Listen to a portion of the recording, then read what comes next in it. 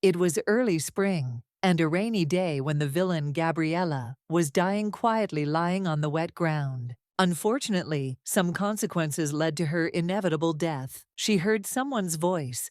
Looking up, she saw a man. He did not understand why everything happened this way. Looking at her, he said that he wanted her to live, even if they were not together. He looked at her intently and slowly raised her in a trembling voice. He said that for this reason he pretended not to know anything. Looking at Gabriella, he burst into tears. He did not understand why she was leaving him now. Gabriella looked at the young man and realized that if it were sunny, his face would not seem so sad. Ernst Kassel, Ekes, he who ruled the forces of the night, the leader who directed his faithful mighty army. He was also the husband of a holy villain, Gabriella. It all started with a contract. Novella March, his name is the true saint, in which the young lady was in the body of a villain, Gabriella. As soon as she realized this, she began desperately trying to remember the plot. The Count had an illegitimate daughter, Gabriella, and she lived like an angel. But in the real story, on the contrary, she only accused and tormented, and in the end, faced death. The young lady was furious. She did not want such an end for herself at all, as she really wanted to live. The young lady read the novel before her rebirth. After the rebirth, an ad from the author suddenly popped into her head. The author wanted to write a story about a fictitious marriage with a cold man from the North Sea. She thought it would be nice to be the main character, but still wondered if she could be happy in the body of a villain. The young man looked intently at his wife and called her. A moment later, a knight approached them and said that they had caught the escaped coachman. The knight said that the coachman admitted that he had damaged the carriage wheel. The knight said that the coachman had a banner of the day's strength on his back. The young lady stared at them, breathing heavily. The knight said that it seemed that the first prince was behind all this. The young man furiously told the knight to cut off the coachman's hand. The coachman was shocked, as he did not expect to hear something like this. Ernst Kassel said that they needed to find who was behind this. He looked at those present with fury and said that then the one who did this would have to cut off both legs and make him crawl for the rest of his life. The young lady looked at her husband intently. It was the first time she had seen him so frightening. Before they entered into a sham marriage, they signed a contract with several conditions. One of the conditions was that they were not allowed to fall in love. She looked at him intently, because throughout their life together, she had been afraid of accidentally revealing her feelings and had experienced a lot. For all the years they had lived together, she wanted him to no longer bend his knees to the royal family, but she could not think that he would simply die like that. At the moment of the inevitable, she still managed to keep the family heirloom that he gave her as a wedding gift. She wanted to protect the family's valuable fire-resistant treasure by any means necessary. She knew she simply couldn't allow such a valuable artifact to fall into the hands of the royal family. She looked intently at her husband, as if she wanted to tell him something, but he in turn told her that she needed to remain silent. She looked at him intently and said in a trembling voice that she had a ring. He said with tears in his eyes that her whole body was burning and she should take care of her health. She was very sorry that she had to leave him with such terrible memories, but she thanked him for not letting her die alone. But she in turn really hoped that they would be able to meet in the next life. The man looked at the young lady intently and asked her in confusion if she was listening to him. She froze in surprise. The young lady was in shock, as she knew she was supposed to die in an accident. She looked intently at the young people who were in front of her, because she did not understand what was happening, because she knew that she was dead. She didn't understand why the forces of day and night had gathered in one place. She was shocked and wondered what had happened. The man said that today they are concluding a marriage between the Duke and the Princess, and the Princess will leave for the north in 3 days. Now she realized that the conversation was about her husband and the princess unknown to her. She was in shock and did not understand what was happening at all. She was confused, as if someone was tearing her heart apart. Memories suddenly came flooding back to her. She saw people insulting her and saying that she was a disgrace to the royal family. They all said that Princess Fiona was a blot on the rays of the noble sun. The young lady was shocked, as she could not believe that she had become Princess Fiona. The man looked at everyone present and said that if no one had a return, then they could start signing. A moment later, the priest told the Duke and Princess to sign the contract. The princess looked at the Duke. She was puzzled by his appearance. She saw that his face became even gloomier, and he seemed completely cold to her. The young lady looked intently at the Duke, who in turn sat silently as he wanted to sign the contract. A moment later, their eyes met, and she froze in embarrassment.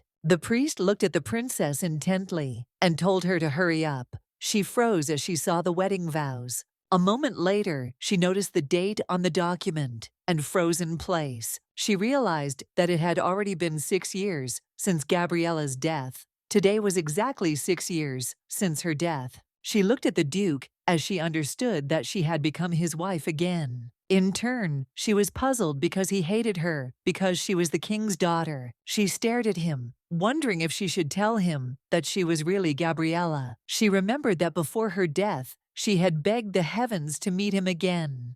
And now she realized that her wish had come true. She tried to say something, but nothing came out. She decided to write, but all attempts were in vain. She was in shock and wondered how she could give him some kind of sign. She wondered if she would have to live in the body of a princess now. The kingdom was for a long time divided between two forces. They represented the wealthy South, loyal to the royal family. The forces of the day loved art culture and horse riding. The forces of the night also adored art culture and horsemanship, and were widespread throughout the desert north. They were united and acted according to the orders of the Grand Duke. They had completely different lifestyles, culture, and religion. She looked closely at the dress she would be wearing for the next 3 days after leaving the palace. She was surprised that the king suddenly insisted on uniting the two forces, but she knew it was actually a good deal. She was glad to see her husband after a long separation, but his expression was terribly cold. She understood that he was not happy with this marriage. She understood that he should have already forgotten his ex-wife. She wondered if he would remember her forever. She told herself that now was not the time to be sad. She knew that he was cold towards the princess because of her. She knew that he simply hated the royal family since childhood. So the cold gaze and gloomy expression were definitely not because of her. She understood that even if he didn't want this marriage, she was glad that they met again. She thought that most likely she was just being selfish. She hoped that he ate very well without her, since before due to work, he often forgot about food. A moment later, a maid burst into the room and told the lady that she had come to see her. The young lady froze in place and stared at the maid. The maid told the lady to stand up straight, as she had lost so much weight that she would have to have her waist measured again. The young lady was shocked and wondered how the maid dared to talk to her like that. Thanks to her body memory, she was aware of Lady Fiona's condition. From birth, even the maids had bullied her. She knew that she was a princess who had been ignored since childhood. Her consciousness began to move into the princess's body a week ago, and after a while, it penetrated him completely. Although the body was in bed all this time, no one worried about the princess since she was a disgrace. She knew that the rumors were first started by one of the brothers who claimed the throne. She thought that the princess managed to survive only because no one was interested in her. The young lady understood that if she wanted to survive, she had to play the role of a fool. She understood that she had to be careful. She asked the maid with a grin why she was worried about the dress and not her own life. The maid asked with bewilderment what was the matter. The young lady told the maid with a smile that she would die within an hour. The maid excitedly asked the princess what she was talking about. The princess said that the maid was very impudent, and the pearls represented a celebration in honor of the bride's birth, and she had replaced them. The princess looked at the maid and said that if this was revealed, death awaited her. The maid, in turn, was taken aback and looked at the princess in fear. The maid looked at the princess with puzzlement and said that she didn't even know whether he was real or not. The princess looked at the maid with a smile and told her to tie up her dresses so that she would become even more beautiful. The maid trembled with fear and asking the princess for forgiveness. asked if she had told anyone. The princess said that she had not told the other maids anything, but she could tell the king that the pearls had somehow disappeared somewhere. The maid hurriedly shouted to the princess that this should not be done and that it was not her doing. The princess looked at the maid in surprise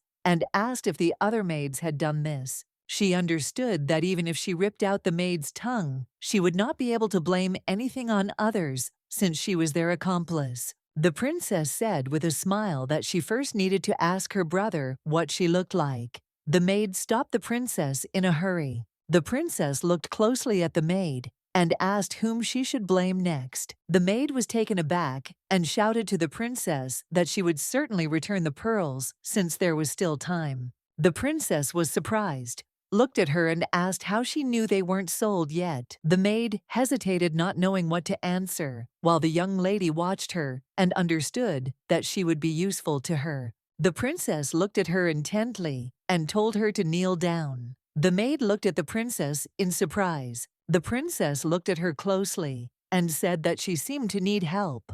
The princess looked at her and said with a smile that she would tell her brother that she could get married without pearls.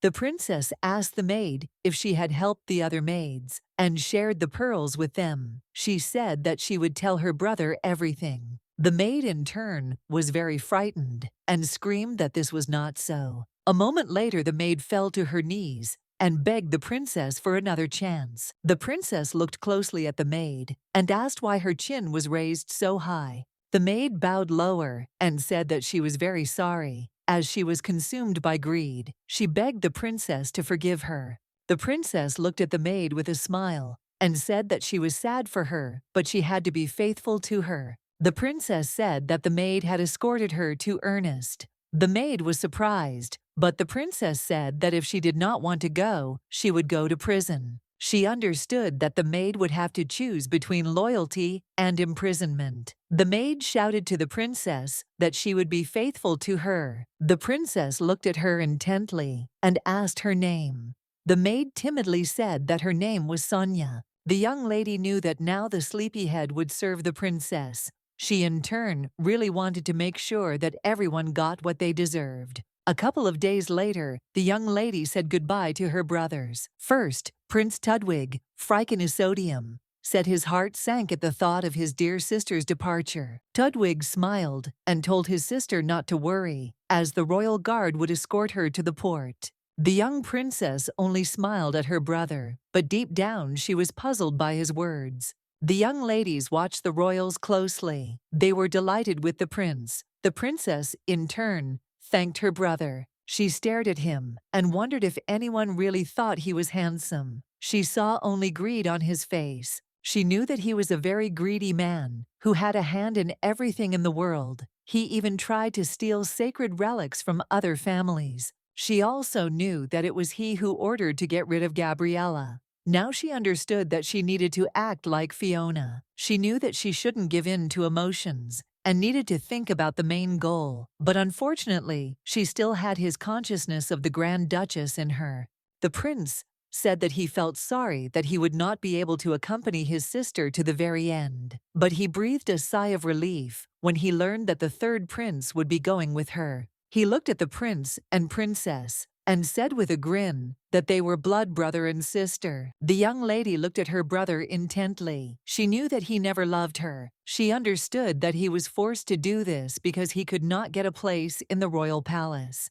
The prince looked closely at his sister and smiled and told her to be careful. He told her with a smile that she should not forget to send him messages. She looked at him with a smile and said that she would never forget her older brother. She accidentally started speaking in the third person. He looked at her intently and said with a smile that she was just smart. The young lady was furious and did not understand what he was saying at all. The prince looked at her with a hard gaze and said that it would be wonderful if she always spoke in the third person. The young lady was trembling with fear as he pressed her shoulder very hard, but she still agreed. She knew that the princess's memories still remained in her body, and she understood that the prince had spread stupid rumors about her. She couldn't believe that she had to talk about herself in the third person in public, but she had to hold on. She looked at him intently and said with a smile that she would like to thank him. The prince looked at his sister in surprise, as he did not understand what she was talking about and what she wanted to thank him for. The young lady hugged her companion with lightning speed and said with a smile that she never thought she would marry such an attractive man. A moment later, she looked at her brother and asked with a smile if he liked her beautiful dress. She spun around, and the prince froze in place in shock. At the same time, everyone present began to whisper, as they noticed that the pearls on the princess's dress were not real. They knew that real pearls shimmered in the light, and they were rumored to know that the prince had spent a fortune on the dress. The young ladies glanced sideways at the prince and wondered if he had decided to save money on the princess. Everyone knew they weren't even blood related, and he pulled the wool over everyone's eyes by saying he was taking care of his sister. The young lady looked intently at her brother and his reaction. Seeing the reaction of everyone present, she understood that she was not the only one who felt ashamed now. She looked around carefully and did not notice the second prince, but she knew it was for the best. She knew that the previous owner of the body always trembled with fear when she saw the second prince. She looked at the duke in surprise, as it seemed to her that he was looking at her, intently frowning. She wondered if he had realized his situation right away. The prince looked at the butler and said that he seemed to have asked to decorate the dress exclusively with pearls. The butler hesitated and said that he had checked them at least 5 times, and it seemed that they had been replaced already in the palace. The prince looked at the butler with fury, as he did not expect to hear such a thing. The princess looked closely at her brother and asked with a smile if she could take the maid with her, as she liked her very much. The prince looked at her intently and said that he could give her as a wedding present. The prince came closer to his sister and grabbed her firmly by the shoulder. He said with a grin that she should be happy. He said that if her husband bothered her, she should send him a message. He squeezed her shoulder very hard, and it hurt. The duke saw that the prince was putting too much pressure on his wife, so he pushed her away and blocked her with his body. The duke looked at the prince closely and said that he would now take good care of his wife himself. The young lady, in turn, froze in place from shock, as she did not expect to hear such a thing. Everyone was surprised as he dared to touch the prince. The duke looked after the prince and said that they had a long journey ahead of them and said goodbye to him. She saw the duke's behavior, and he told everyone that he would treat her with respect. She was in shock as her heart was about to jump out of her chest. She looked at the duke intently, as she found it difficult to breathe. She thought that if she saw death, she would never see him again. And for the last couple of days, she was worried that it was just a mirage. She was in shock and could not even imagine that she would become his wife again. He looked at her in surprise and asked what happened. She was puzzled that he had no idea who she really was. He looked at the servant and said that it was time for them to go. She was surprised, as she knew that this was not the only carriage, but he decided to go with her. He offered her his hand, which was very kind of him. She knew that he had no reason to ride in the same carriage. She understood that it seemed like he just wanted to protect the weak princess and make sure she didn't fall into the prince's trap.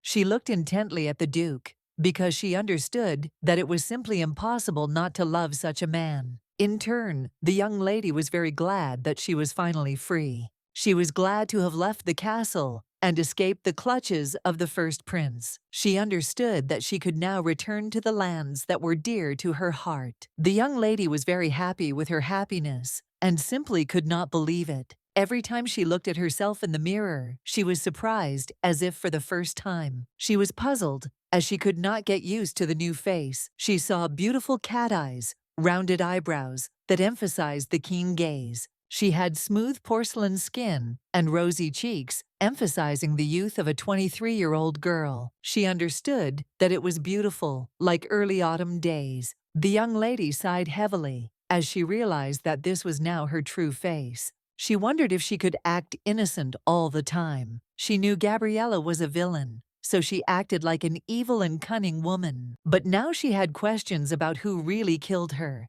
She thought that the Duke had probably already found out everything. She thought it was quite possible that it was the first prince or the second. She didn't know if he was cunning enough to use such tactics. She knew that the first prince was trying to win the fight for the throne, and he was very interested in ancient treasures and artifacts. She understood that given the fact that his target was the gems, he probably planned to kill her. She was puzzled because she did not understand why she ended up in the future and not the past, and not her own body either. She thought she had to go back in time and use the knowledge of the future to reunite with her husband. She remembered how she had swallowed the ring back then. She wanted to find out about everything when she arrived at the duchy, and she also wondered where the princess herself was. She decided to throw all thoughts away, since the only thing that really mattered was that she was the Duke's wife again. As far as she understood from the meeting, the Duke obviously had not yet understood anything.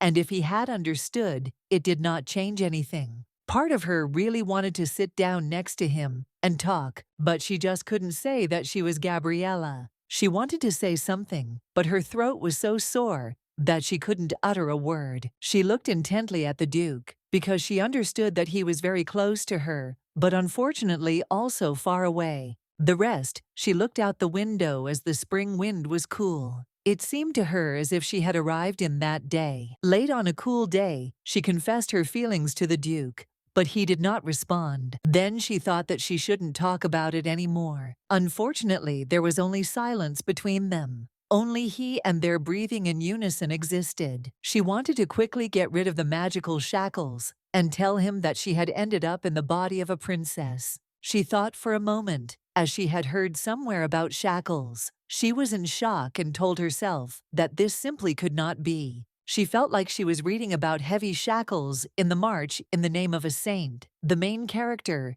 Ingrid, was also struck by a spell. She knew she had a limited role in this world. The lady looked at her friend and asked what he was talking about. He said that her role was sent by God, and every hero has his own purpose. If she fulfilled it within a certain time, the shackles would be removed. She wanted to know more details. He smiled and said, "It wasn't that hard, and he could show me if needed." The young lady looked closely at the book that was about the characters. She looked at it closely and found information about the exclusion. He said that a long spiritual spell had been cast on her. She asked in surprise what he was talking about, as she was confused. He looked at her intently and said that in order to remove the spell, she had to play her part. She looked at the young man intently and with surprise and asked what he was talking about. The young man said he called it the Salpira dance. He looked at her intently and said that if she failed, the spell would not be lifted. The young lady was shocked because she did not expect to hear something like this. She looked intently at her acquaintance and asked when the mad god would remove the shackles. He sighed heavily and said that no one knows, but it will be soon. He asked with a smile if she would like to go with him, as he wanted to enjoy the beautiful view. She understood that in order to free herself from the shackles that prevented her from telling everything she needed to play the princess for some time, she was Gabriella, a villain, pretending to be a cutie. But the villain was on the verge of death. She thought that maybe that's why she ended up in the princess's body. The young lady understood that she could get through everything and would do what was required of her. She wanted to play a character break, free from the shackles, and tell everything. She sighed heavily as she missed her husband, friends, and comrades very much. She loved her husband very much, but she knew that this plot was necessary for this story. She knew there was nothing she could do about it. The Duke looked closely at his wife and said that he had a couple of days' hike ahead of him. She looked at him in surprise, but a moment later he said that upon arrival at the palace, she would be assigned the East Wing. He said that she would live there with her maids. She wanted to say something to him, but she saw that he was very cold. She knew she wouldn't get it right the first time, and he had no need to be nice to her. She was surprised because he had not been so distant before. She saw that his gaze became deeper and more serious. He looked at her in surprise and asked if there was something wrong with his face. She stood there, embarrassed, not knowing what to answer. But a moment later she said with a smile that everything was fine. She saw that he was very worried and didn't know what to tell her. A moment later, she asked with a smile why her husband was so cold. He looked at her intently, but said nothing. She knew that at this rate, she would completely bury herself. The Duke looked closely at the princess and asked if she had done it on purpose. She thought for a moment, not understanding what he was talking about, but a moment later, she understood what he was talking about. She asked with a smile if she shouldn't have done it. She couldn't tell him it was on purpose. She knew that he agreed to marry the princess because she was not the smartest girl. She knew that if there had been someone smarter in the princess's place, he would not have agreed to the alliance, because it could have harmed the North. She looked at him intently and said that the clothes were terribly uncomfortable. He looked puzzled and said that he had not thought of that and asked if her dress was too tight. Ernst said that he could stop the carriage and call a maid. She said with a smile that she didn't want that and moved closer to him. The young lady smiled and said that he himself could help loosen her corset. He looked at her sullenly, and with fury the young lady expected a slightly different reaction. A moment later, he said he could just stop the carriage and tell the maid. For a moment she even wanted this, and she thought that he might recognize her, but unfortunately, everything turned out completely differently. She knew he was blinded by rumors and hatred, and given what was happening, it was partly understandable. She understood that it was normal that he did not recognize her. She understood that he saw the princess that everyone despised so much. She knew that the east wing of the building was for annoying guests, a beautiful place, but located too far from the main building. Some time later, after a long journey, they finally set up camp. At the same time, the Duke sat and quietly read the documents. A moment later, a knight burst into his tent and called him. The Duke looked closely at the knight and said that it would appear that everything had gone well. Sebastian Dessen, the chief assistant to the commander, said with a smile that he could confidently say that everything went well. He smiled and said that they had done well. The cargo had been delivered to the rest of the squad and placed on the ship. The Duke knew that the transportation was necessary to resolve the military issue, but it was mainly needed by civilians. She was needed by those who acted as a witness in the case of the overthrow of the first prince. This was the original plan from the moment of marriage into the mission. Only the most faithful are initiated. The Duke knew that the prince had stolen his wife, and the one he had been looking for 6 years. He knew that this was a way to get rid of the first prince. The Duke tried the tea and was taken aback since Sebastian still had not learned how to make tea. Sebastian said with a smile that he was still much better than the lady. Sebastian said that it was soon the anniversary of her death, and she would appreciate it if he left a gift on the grave. The Duke sighed heavily and told his friend to watch his words. Sebastian smiled and said that in that case he would leave him. The Duke looked at his friend and asked if he had not said that the princess claimed that everything was fine. He told his friend that they needed to express their gratitude to her.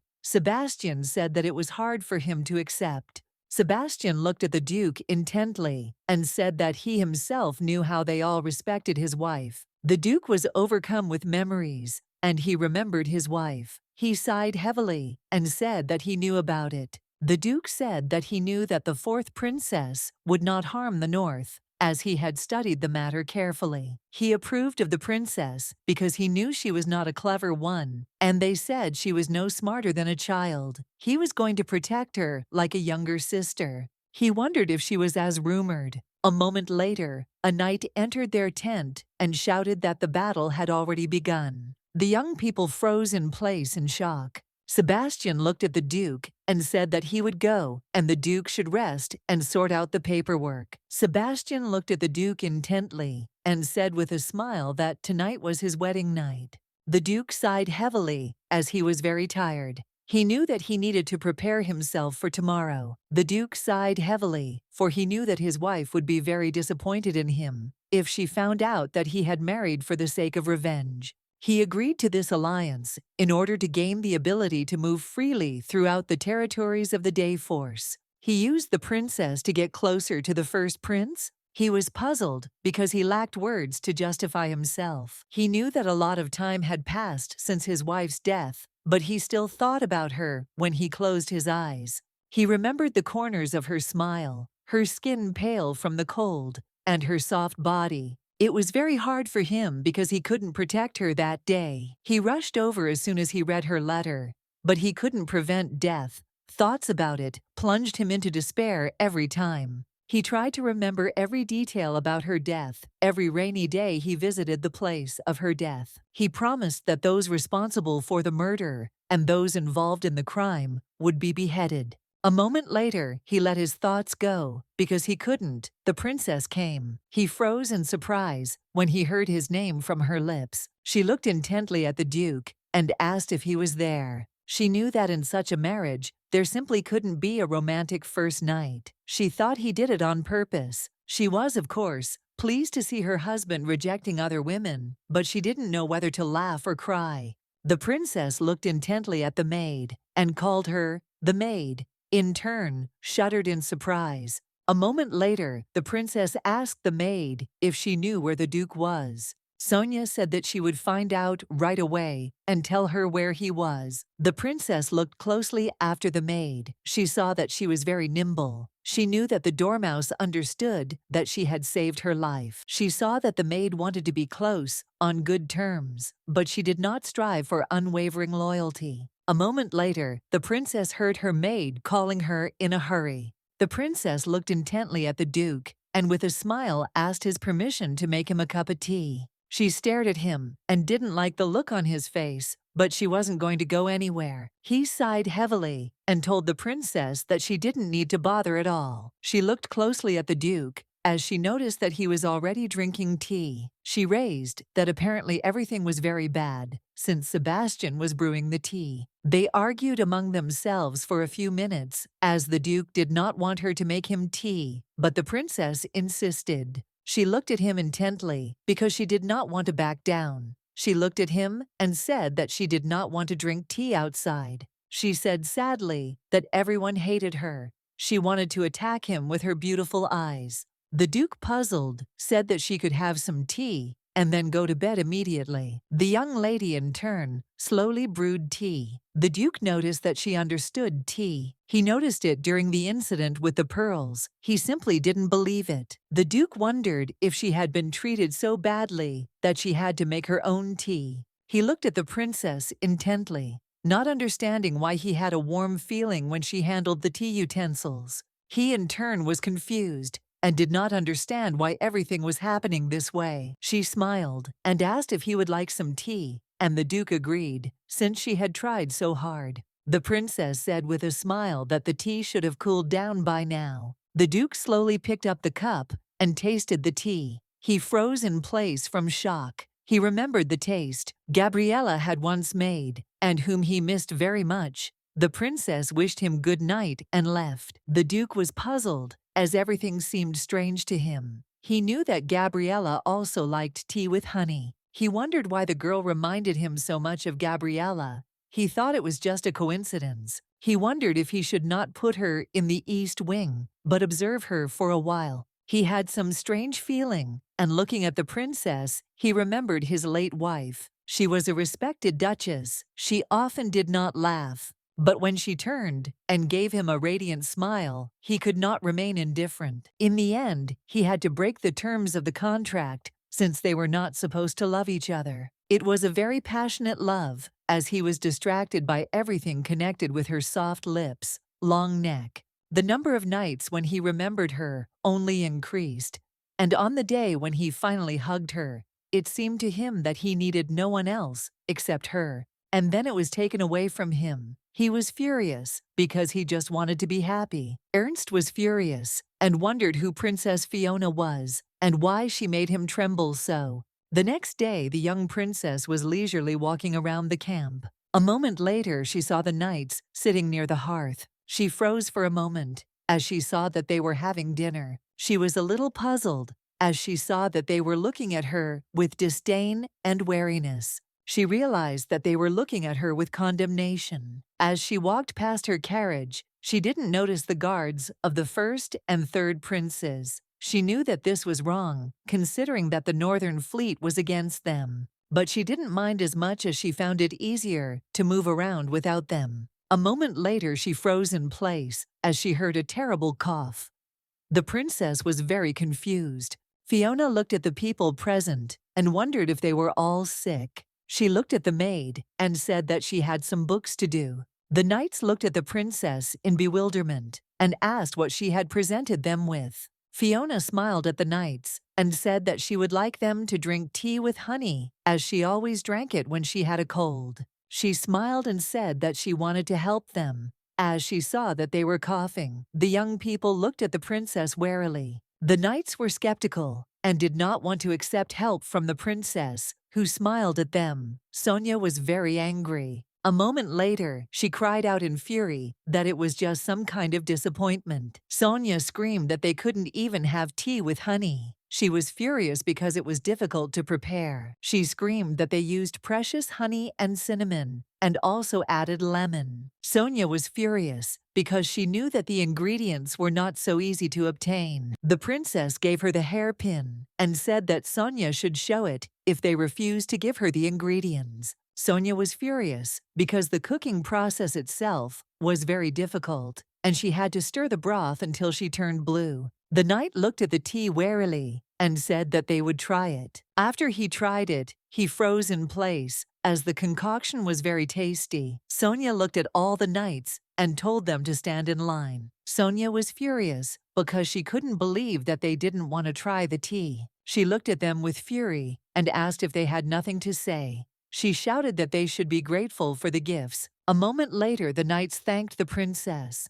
The princess was sure that the maid would be pleased with these words. She looked closely at the knights, as it seemed to her that they had stopped coughing. She remembered her past life, because after marriage, she was very indifferent and thought only about how to survive. Because of her indecision, she was able to approach the duke only after many attempts. She was afraid that he might find out about her feelings. She was afraid that the same thing might happen to the knights, as she was afraid to approach them, as they perceived her as a temporary duchess. She knew that she had better be kind to them and do everything she could to help them. She said with a smile that she would bring more tomorrow, but not as much since there was little honey left. She wanted to do things differently because she realized that time was short. A moment later, she froze in place as she saw a familiar knight. She looked at Christian intently. She first saw him when he was 17. All the guards were special to her, but some stood out. Sebastian became her friend Christian, a member of the Belmer family. Vice Admiral Valkan Tortes, Assistant Ernst Gahan Igas, always made her smile. And the bravest Bringild, Anato. She missed them no less than the Duke. A moment later, she sat down next to Christian and greeted him. The knight froze in place in surprise. She in turn could not believe that the child had grown so much. She saw that he was now older than her, but still to her he was a child. He looked sideways at her and told her to stop following them and get back to the carriage. The young lady in turn understood that getting closer to him would not be so easy. A moment later she looked after him intently and called out to him. He looked at the princess in surprise and bewilderment and asked how she knew his last name, since he had not told her about it. She said that she would go away. They would still have time to get to know each other, but still, he should not have shown his contempt for her so openly. As she passed him, she said that this was simply not an officer's business. The young man was shocked by this statement and dropped the plate in surprise. The young lady noticed that he reacted to everything in the same way, and she found it amusing to pester him. She knew that if he saw her as a threat, he would definitely report everything, and he was probably just testing her now. But she in turn was just waiting for this, because she wanted him to watch her. She knew that before, he always followed her around. She understood that he could still recognize her as Gabriella. She understood that even if the Duke did not change his attitude towards her, and they did not fall in love with each other, the fact that she was still a duchess did not change. She knew that everyone in the north had their own ocean, and their task was to illuminate it. Looking back, she already understood that she had overcome a difficult path, but still said about herself that this was not enough. The next day she was sleeping peacefully in the carriage. but suddenly she heard someone calling her. She opened her eyes. As they kept calling her, she understood that everything had already begun. The young lady understood that now that the forces of day and the forces of night had united in rebellion, she could not avoid it. This was exactly what she was waiting for. The young lady looked at the knight intently and asked with a grin what had happened. The knight of the import was in turn very puzzled. He looked closely at the princess and said that his name was Gehan, and he was responsible for transporting provisions. He said that if the northern troops came and demanded that they immediately share their food supplies, he asked her, puzzled, if she thought they would be the first to leave the port and load it onto the ship.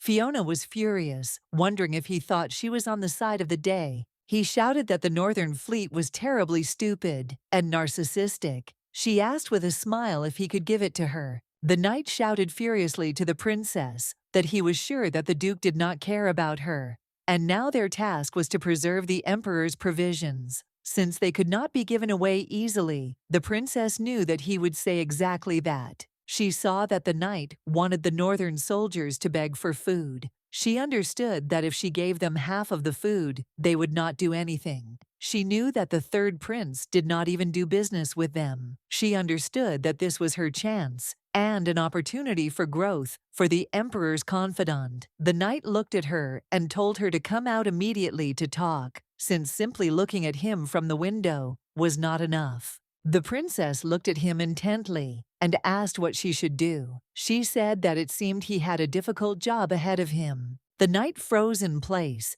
and looked at her in surprise. He didn't understand what she was even talking about. He knew that the emperor himself had entrusted him with an important matter, and this was his chance to succeed and strengthen his position since he was the emperor's nephew. He did not understand why his stomach twisted when he looked at her. The knight came closer to her and said that he thought she was still too young for such questions. He said that she was still too young. She looked at him with a smile and asked how he dared insult her husband's army. She told him not to even dare mention the honor of the emperor, since it seemed to her that he imagined himself to be a monarch. With tears in her eyes, she said that it was the first time she'd seen such a wealthy man. The princess said that just looking at him made her sick. She suggested that he return to the palace. The young man was shocked and shouted angrily, asking who she was to say such things to him. The princess, puzzled, said that she did not even want to see his comrades, since it seemed that she would now fall unconscious. She screamed that she wanted them all to leave immediately. She said that her brother would be furious if anything happened to her. The knights froze in shock looking at the princess.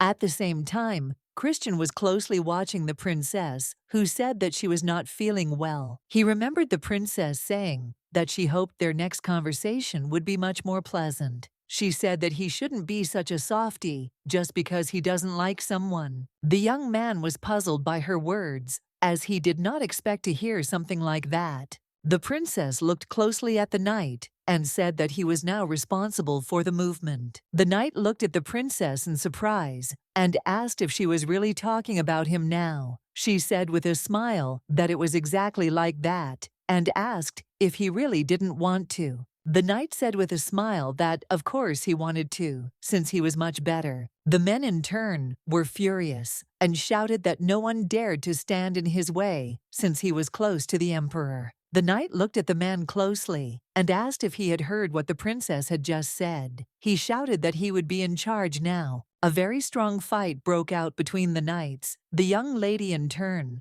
understood that everything was fine and everything was going according to her plan. A couple of days ago, she was handing out tea with honey and observing people and their relationships. She was constantly calculating who hated whom and found rivals. She was very happy because her result bore great fruit. Sebastian came closer to the princess and said with a grin that he saw a lot of interesting things. The young lady in turn did not expect to see him, and Sebastian gave her a radiant smile and wished her good morning. He introduced himself with a smile and said that his name was Sebastian and that he was an officer of the Northern Fleet. He looked at her intently and said that he could help her sort out this mess. She said with a smile that he could do whatever he wanted. The young lady in turn was very happy to meet him, but in turn, she wondered how long he had been looking at her. Sebastian looked at her intently, and asking for forgiveness, left. The young lady in turn looked after him intently, with a smile on her face. The Duke slowly approached the princess and said that she should not witness such a spectacle. She was surprised because she did not expect to see the Duke. A moment later, the knights greeted the Duke. The princess looked at the Duke intently and said with a smile that she was fine because the soldiers had protected her. The Duke said that, of course it was so, and it could not be otherwise. She knew he was already aware, since his soldiers had come to her aid, just as she was starting to have a conflict. He said in a puzzled tone that she shouldn't be a witness to such events. He told her to follow him, since he would take her home. The princess grabbed him by the clothes, and he looked at her in surprise. She shouted that she would not move from the spot until that man left. She understood that in order to improve their relationship, she needed to show whose side she was on. She understood that for this, she needed to get rid of the forces of the day without a drop of regret. Men in turn shouted that there was a misunderstanding. He did not understand how she could choose his cousin. The princess looked at the Duke with puzzlement as he walked towards the man. The Duke came closer to the knight and pinned his hand with his sword. The Duke looked at the knight with fury and told him to listen to him carefully. The Duke said that he was no longer responsible for the provisions, and all workers would be eliminated. The knights obediently accepted the Duke's order. The Duke sighed heavily and said that it was a good way to keep the enemy in his place. The Duke looked at everyone present with fury and pressed even harder on the knight's hand. He said that there was no need to do anything and asked if everyone understood. The young lady in turn froze in place looking at the Duke. The Duke turned slowly and found himself face to face with his wife. She looked intently at her husband, for she saw that he did not want her to do anything. A moment later, the maid rushed in haste towards the princess. Sonia rushed to the knight with lightning speed and shouted at him. She wanted him to immediately return the princess's hairpin. The princess, in turn, was very surprised and amazed.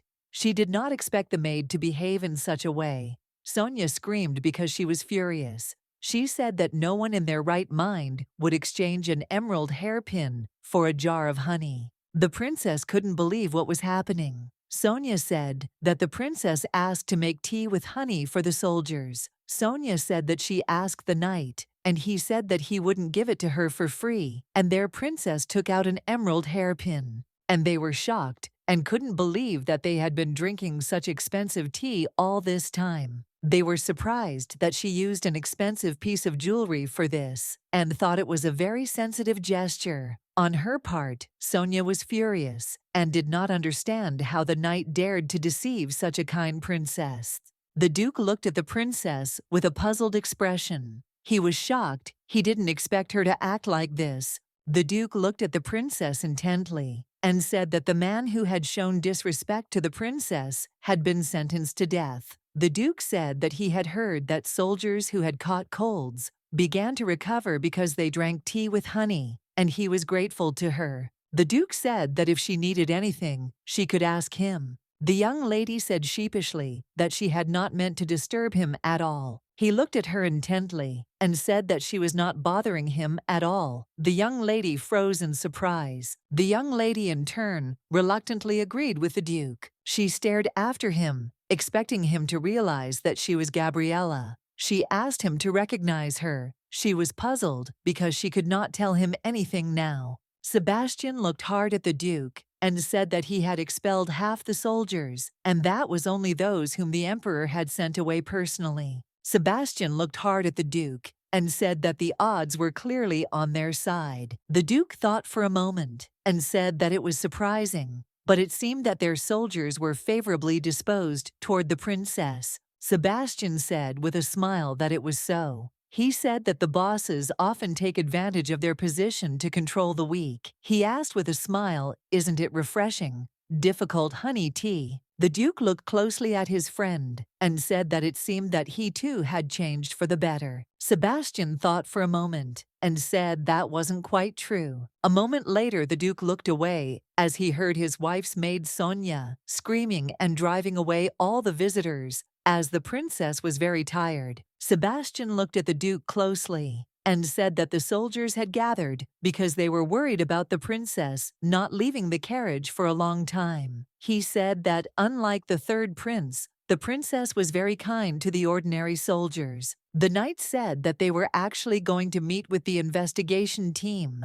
sent by the royal family, and the princess was to join them. The Duke watched everything that was happening closely. He was puzzled because he knew that historically, the royal family and the Duke's household had maintained a difficult atmosphere. Despite the difficult relationship, the parties tried to maintain a balance. The Duke knew that, unfortunately, the lands of the knight lacked provisions. However, they had a lot of magic oil. Magic oil, the basis of the research of magicians. But it was found at the bottom of the ocean of the duchy. He knew that if the issue of exchange could be resolved, everything would not be so difficult. But unfortunately, they not only lacked provisions, they were tormented by a terrible night sickness. This disease is peculiar only to the North Sea, incurable. The development of the disease can only be stopped by gunpowder. The main ingredient is a bright grass. It grew only in the south, in the temple. All this time they signed a contract beneficial to the royal family. But thanks to the marriage, the situation changed. The Duke knew that when a child was born, the union bore fruit, and 500 tons of bright grass were given out as a congratulation. He knew that they could accept the position that the royal family insisted on, but he was not going to accept anyone near him except Gabriella. Sometime later, the Duke decided to visit the princess. The princess looked outside. She was surprised that the Duke came to her personally. She froze in place. The Duke looked at his wife in surprise as she flew straight towards him. The Duke, in turn, was very puzzled. He wondered if the smell of his wife could really be so familiar. He thought her smell was very strange and even irritated him. The lady, in turn, was puzzled. She did not understand what was going on and why her husband asked her to take a walk. The Duke glanced sideways at his wife and asked if she knew about the night sickness. She looked at him in surprise, and a moment later the Duke said that he would introduce her to the research team a little later. He looked closely at his wife and said that she would become the leader of the disease research team. He said the duchy had been trying to find a cure for the disease for a long time, but had failed, so they were very pleased to have the opportunity to bring together experts from different fields. A moment later, the Duke bowed before the princess and said that if she didn't like something, he would fix it. Lowering his gaze to the ground, he asked her not to expel anyone. The princess was puzzled, as she did not expect to see such a thing. She agreed with him and told him to get up immediately. The Duke looked at her intently and thanked her. She looked at her husband intently and understood that a lot of time had passed since her death, but he had not changed at all. She saw that he was willing to sacrifice his own pride for the greater good. She knew that he was a true leader who would do anything for the duchy. She looked at her husband closely and said that she was not going to expel them. The princess said that there were many important people in the duchy, and this was her home. Now, she looked at him with a smile and said that they could make people happy together. A moment later, the princess froze in place as she felt ill. The Duke looked at the princess in surprise and called her. The young lady, in turn, was puzzled and did not understand what was happening. The Duke called her at this time, but all was in vain. The princess was puzzled and did not understand what she was feeling. She quietly said that she was in pain. A moment later, the princess fell to the ground unconscious, and with the speed of lightning, the Duke rushed towards her. She felt very warm and painful. She felt like a flame was flaring up under her feet. A moment later, she heard someone calling her and looked around in surprise, realizing that she was in the Duchess's bedroom. The Duke looked at her and asked with a smile why she had woken up so early. She said that her eyes opened by themselves and they had to board the ship. She was in shock because her lips moved by themselves. She looked at her husband and said that if he forgot, then she would punish him. He looked at her intently and said with a smile that it seemed the Duchess was testing his patience. He grabbed her by the waist with lightning speed and pulled her closer to him. She froze in bewilderment as she saw pink hair. The young lady stared at her husband, as a few minutes ago she had clearly heard him call her Gabby, not Fiona. The maid dropped the plate on the floor and broke it because she saw that the princess had woken up. The maid looked at the princess intently and said that she was very worried and scared. Since the Duke personally carried her to her chambers, Fiona looked at the maid and asked if they had already sailed. Sonia said that they had not sailed yet, as the wind was getting stronger, so they would have to wait until tomorrow. She was taken aback and said that she would go and tell the master that she was awake. The young lady noticed that she was in the captain's cabin. She knew that the best room on the ship was the captain's cabin. And of course, the Duke simply had to move her to the best quarters, since she was ill. She saw that it was already evening, but she knew that it was not too late, and she had to get up and go meet the survey party. A moment later, the Duke entered the cabin, and asking for forgiveness, said that he had brought a doctor since she needed to be examined. She saw old Lorenzo and froze, since he was still alive. He was a specialist who had long held the position of a doctor in a duchy where there were not many of them. He was one of the Duke's confidants. He said with a smile that he was glad to meet and introduced himself. He asked the princess if she would mind if he examined her. She smiled and said he could examine her, and a moment later the doctor began his examination. While she was being examined, she remembered what she had seen. She was curious about what it was, since it didn't seem like an illusion. She remembered that he called her by her nickname, but she was in the body of a princess. The thought that it could have just been a dream turned her stomach. The images that sometimes suddenly fell on her head, and the pain from this was so sharp, as if she was being burned alive. She could not even tell anyone, because no one would believe her. The doctor told her with a smile that there was no problem, and that she was probably just inconvenienced by the long journey. The Duke looked closely at his wife. He was very sorry that she was feeling ill. They thought everything was fine, but she knew no normal person would pass out after a trip up north. The Duke looked at her closely and said that she needed rest. A moment later she called him, and he stopped. The princess looked at the Duke closely and said that she felt much better so she could meet with the disease researchers. The Duke looked closely at his wife and said that this could be done tomorrow, but today she should have a good rest. The young lady looked at the Duke and objected to him, but still the Duke was unmoved. He said that they could leave this matter until the following morning. He slowly left the cabin. The princess was shocked because she saw that he didn't even want to listen to her. A moment later, she thought hard about what she had seen. She didn't know if it was a mirage or a dream, but she hoped that it was her future. She realized that he recognized her and was smiling sincerely at her. She stood and stared at the door. She understood that they still had a long way to go. The Duke stood late at night, staring into the distance. He thought he was simply going crazy. He remembered how ill the princess was, and memories of his late wife came flooding back. He was in shock because he had a fear that was sealed deep in his heart. The doctor then said that she had become ill due to illness, but this worried him greatly since she looked terribly like Gabriella. He understood perfectly well that these were two different people, but still something confused him. For a moment, he heard the princess's voice and froze in place in surprise. The princess looked at the Duke intently and asked with a smile if he had not eaten for an hour yet. He saw that she had brought him something to eat and noticed that she was not sitting still. The Duke looked at her intently and said that he had told her earlier that she should rest. The princess smiled and said that she would rest next to him. She offered him a sandwich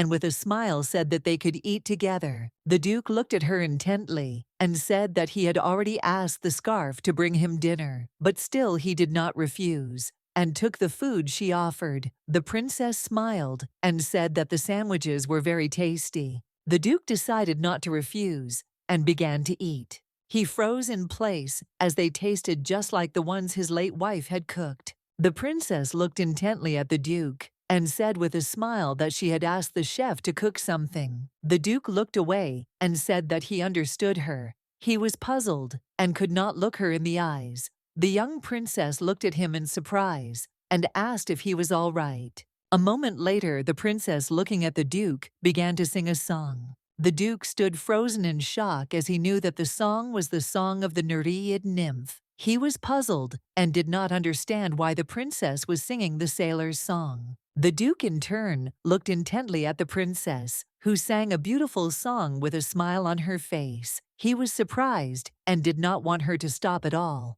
The duke, in turn, could not take his gaze off the princess. Ernst felt peace in his soul. A moment later, he heard a noise in the distance. The knights looked closely at the princess. They were amazed by her singing, but for some reason they felt sad in their hearts. They asked her if she knew any other songs. The princess looked at them with a smile and said that she knew, and suggested that they sing together. A moment later, the princess sang various songs, along with the reviews.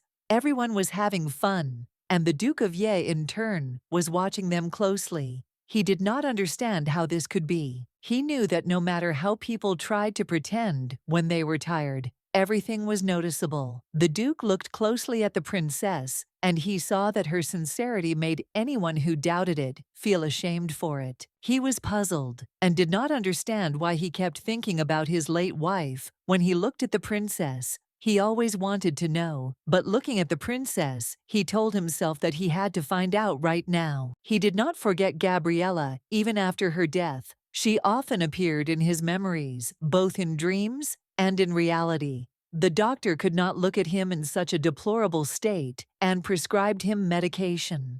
After that, he began to pretend that everything was fine. But unfortunately, he was never able to forget her. He did not understand why everything was happening this way. He thought that most likely for this reason, he could not take his eyes off the princess, who reminded him so much of Gabriella. He tried to ignore her, but he couldn't do it anymore, because he knew he had to find out about everything. He wanted to understand why she reminded him so much of Gabriella. The princess looked at those present and had a good time with them. She was glad that they were imperial ambassadors, since at first she was afraid that they would be strangers.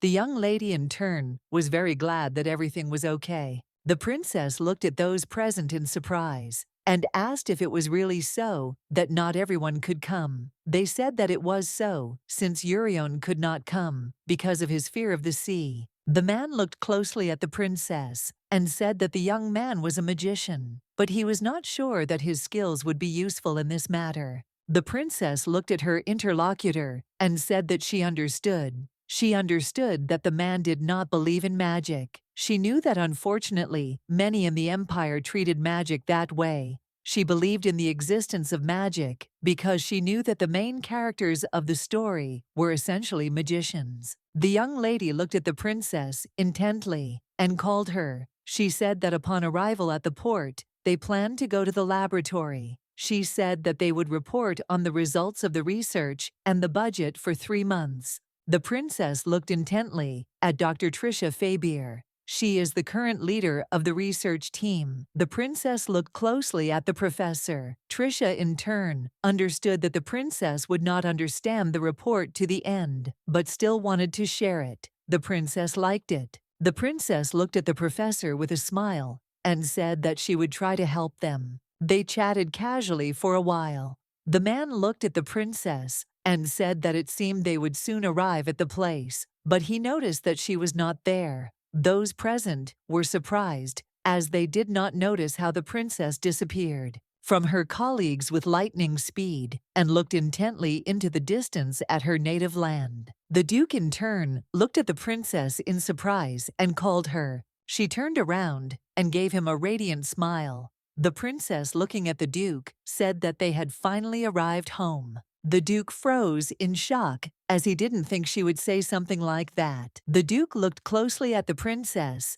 and sighed heavily. He understood that the path from the port to the mansion was not the shortest. The butler looked intently at the princess and greeted her. He smiled and said he was very pleased to meet her. He introduced himself and said his name was Owen. The young lady looked at the butler intently. She was very happy to see him. A moment later, she began to speak with a smile. But a few minutes later, she realized that she had forgotten that she had to act stupid. With the speed of lightning, she rushed to the butler and, embracing him, gave him a radiant smile and said that her name was Fiona. The butler, in turn, froze in place as he considered that the young lady was very strange. The butler hesitated and, looking at the princess, said with a smile that he saw that she was very charming. He smiled and said that the maid would take her to her chambers. Betty looked at the young lady with a smile and said that she seemed to be very tired from the journey, and she prepared a warm bath for her. She smiled and told the young lady that she could call her Grandma Betty.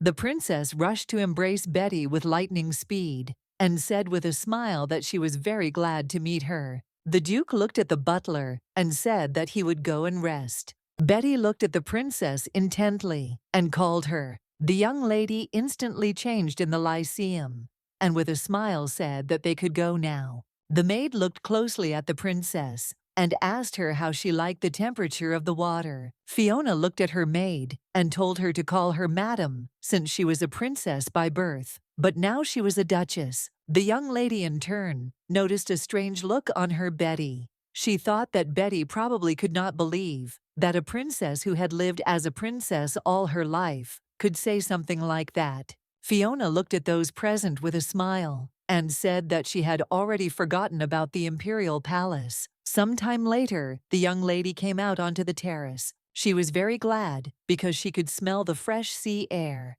She knew that, although she was not in the Duchess's chambers, she was glad that he had not sent her to the East Wing. She understood that since the Duke allowed her to stay here, he was gradually opening up to her. Betty looked at Madame closely and asked if she felt uncomfortable after meeting the Duke. Fiona thought for a moment and said that she did not. Betty looked closely at Madame and said with a smile that perhaps it was not noticeable, but the Duke was a very kind and good man. Betty smiled and told the young lady that she was sure she would like it there. The young lady, in turn, stood on the terrace looking into the distance, lost in her thoughts, when suddenly she heard someone enter. The Duke looked at his wife with embarrassment and said that it would be nice to act alone, but they would have to sleep in the same room for at least a week. He looked at the young lady intently and said that he would like to discuss something with her. She looked at him with a smile and invited him to sit down. The Duke looked closely at the young lady and said that he had several questions for her. He sighed heavily and, looking away from her, said that he knew that families of the day lived in separate rooms to preserve the personal space of the spouses. He looked at her intently and said that if she wanted to have a lover, it would be easier this way. He knew that she was a princess from the De Force family, so she must have already gotten used to this kind of thing. The young lady looked at her husband in confusion and asked what he was trying to tell her. The Duke said that night families live with their other half in the same room. He looked at her intently and said that if they were to stick to this rule, then she should not bring anyone. He asked if she agreed. The young lady looked at the Duke in confusion and said that she did not care at all. She looked at him hard and said that this was very bad. The Duke looked at his wife in surprise. He wondered what her reaction was. He saw that she was smiling and saying that she would like to share a room. She looked at him intently and said that he had said earlier that he had 2 questions. The Duke said that the question was regarding the guests of the mansion, as there was a girl named Charlotte Saintrin, and she was turning 11 this year. Saintrin family, a loyal family of the same rank as the Belmare, and their family only has a daughter. The Duke looked closely at his wife and said that 3 years ago there was a major battle, and they fought with Count Saintrin, but he died. The young lady, in turn, froze in place, as she did not know what to answer. The Duke said that the Count died trying to defend him, and the Countess was a witness, so she asked him to take care of their daughter. He said bitterly that the fight ended in a bitter victory. After that, Charlotte became his weakness. Ernst sighed heavily. It was difficult for him to speak, but he still said that his daughter had an advanced night illness, and since he was in great debt, he allowed her to stay on the estate. The Duke told his wife that he knew perfectly well that this was a very selfish request, but he would like to make the girl a younger sister and leave her in the mansion. The young lady looked at the Duke intently and agreed with a smile. She said that it seemed that now she would have a beautiful sister. The Duke froze in place, as he did not expect to hear such a thing. Fiona looked at the Duke intently and said with a smile that she thought it wouldn't be that hard to adopt the young lady, but she had one condition: she wanted him to do it with her. The Duke froze in place and asked in surprise what she was talking about. The young lady looked at the Duke with an embarrassed smile and said that they could do it together. She smiled and proposed to him to get married. A moment later, the young lady told the Duke that they could have a marriage by arrangement. Ernst was stunned when he heard about the marriage contract. He understood that she had been behaving unpredictably up until then. He remembered his late wife, who had said the same words. The young lady looked at the Duke intently and said that she would have only 4 conditions. Fiona said with a smile that the contract would be valid for 5 years. All this time, they would have to pretend to love each other. She said that she still hoped that they would try what they called love. The young lady looked at the Duke and said that they should respect each other as partners and would solve all problems by talking. She looked at him intently and said that she had one last condition. The Duke froze in place in anticipation. She said that if after 5 years anyone wanted to get divorced, they could renew the contract at any time. She looked closely at her husband and asked him with a smile what he thought about this. She knew that her last moments of life were full of regrets. She knew that she should have tried to get closer to her husband. She did not understand why she had hidden her feelings so much then. Now she regretted this most of all. The young lady, in turn, was no longer willing to waste time. She looked at her husband intently, as she wanted him to understand that she was Gabriella. She knew that one day in the future, they would simply look at each other, hugging and talking for days on end. The Duke thought for a moment and said that unfortunately, he was not good at pretending. And frankly, he was not sure that the first conditions were feasible. He said that he simply did not think that he could love the princess. He looked at the princess intently and said that unfortunately she had been treated badly, and therefore he would try to avoid rumors about his unhappy life. The young lady looked at her husband intently and thanked him with a smile, saying that that would be enough. She knew that she loved him much more than herself. She understood that even if there was no love between them, she needed him, and she did not want there to be hostility between them. She regretted that she could not look at his shining smile. The Duke looked at his wife intently and said that it was late and that it was time for them to go to bed. The young lady, in turn, understood that everything should be fine now. The next morning, the maids knocked on the door and asked Madame if she was awake. The young lady, in turn, was slowly stretching. They let her out, but told the maids that they could come in. The maid looked at her mistress with a smile and said that they would certainly help her get ready and also introduce themselves. The young lady looked at the maid in surprise and asked if she was the maid's granddaughter.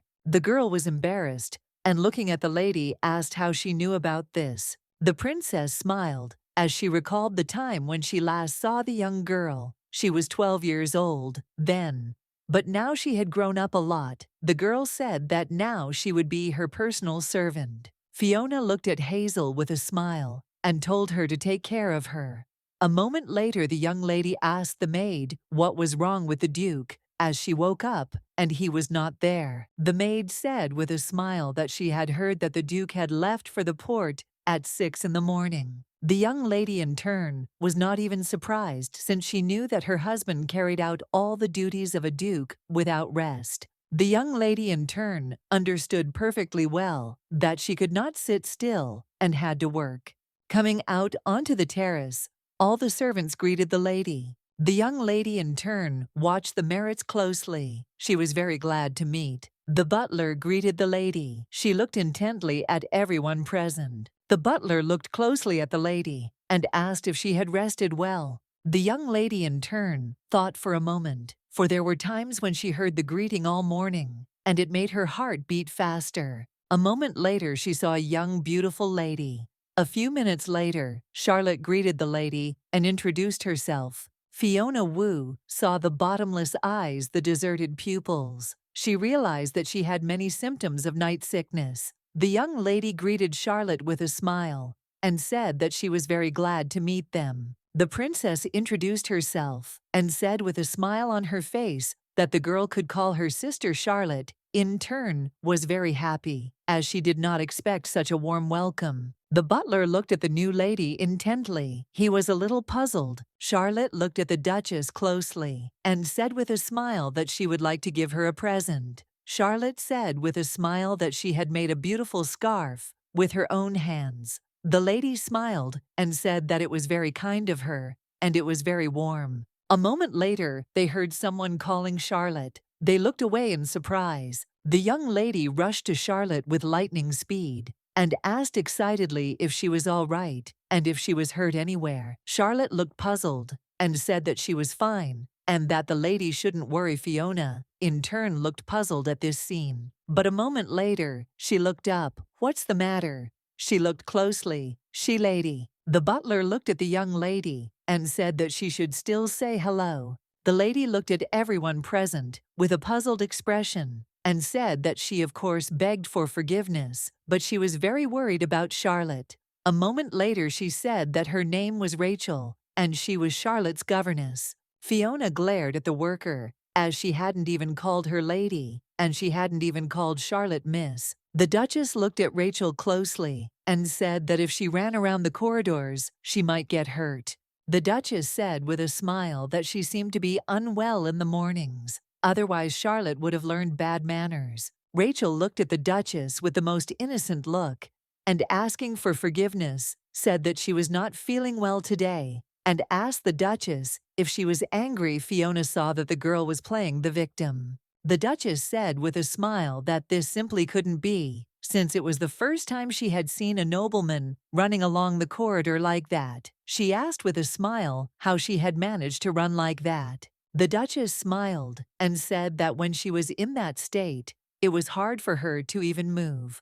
The Duchess came closer to Rachel and said that it was simply amazing of her. The Duchess walked away from the lady with a smile and said that the greeting had not taken place due to the conflict, but they could greet each other formally. She looked at everyone closely and said with a smile that she was very glad that everyone had come on time. She said that from today onwards, they would greet each other at the same time. She looked at everyone present and said that she would not dismiss anyone for no reason and that they should not worry. She said that she simply wanted to be friends with everyone who worked in the mansion. She looked at everyone present and said with a smile that there would be no daylight servants in the mansion. However, she said that they were not allowed to offend her maid. A moment later, she said with a smile that she had good news. The young lady looked at Charlotte intently and said with a smile that she would now be a little princess. She looked at those present and said that this was the end of the conversation, and from this day on, they should perceive Charlotte as the Duke's younger sister.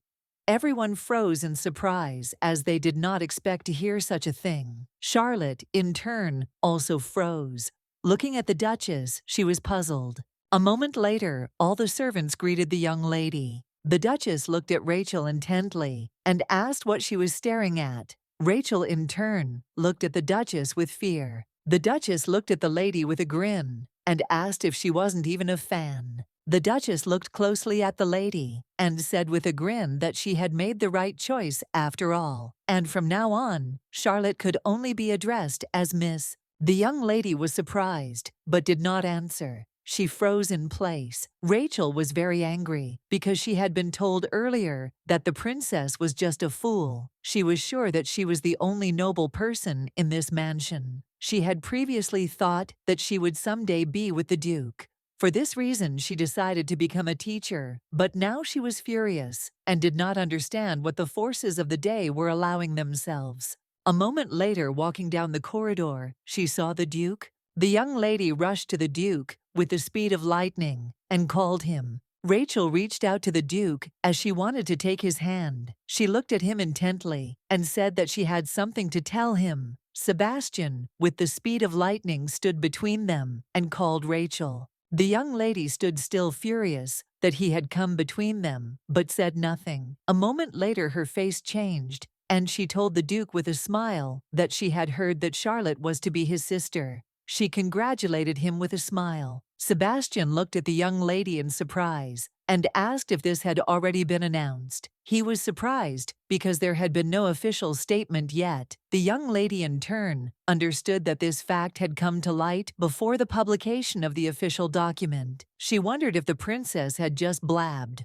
The young lady said with a smirk that the princess seemed to be terribly impatient. She knew that this was a very good chance to humiliate the princess in front of the Duke. She looked closely at the Duke and said with a grin that she was very worried Sebastian, in turn, watched the lady closely. She said that day, people simply can't stand those with the night sickness. She said that Charlotte might suffer because of the princess. With tears in her eyes, she said that she was her teacher and was very worried about the young lady. The Duke looked at her hard and said that she must now call Charlotte lady. He asked her if the princess had not told her about this. The young lady, in turn, was puzzled and looked intently at those present. The Duke looked at her intently and said that his marriage was a matter of business, both public and private. The Duke looked at the lady with fury and said that this question did not concern an ordinary governess. He looked at her one last time and said that he very much hoped that she would not bother him with such matters again. The young lady froze in shock, looking after the Duke and his retinue. Rachel froze in shock because she knew that the princess had used magic to mislead everyone. Rachel knew that she needed to find out the truth as soon as possible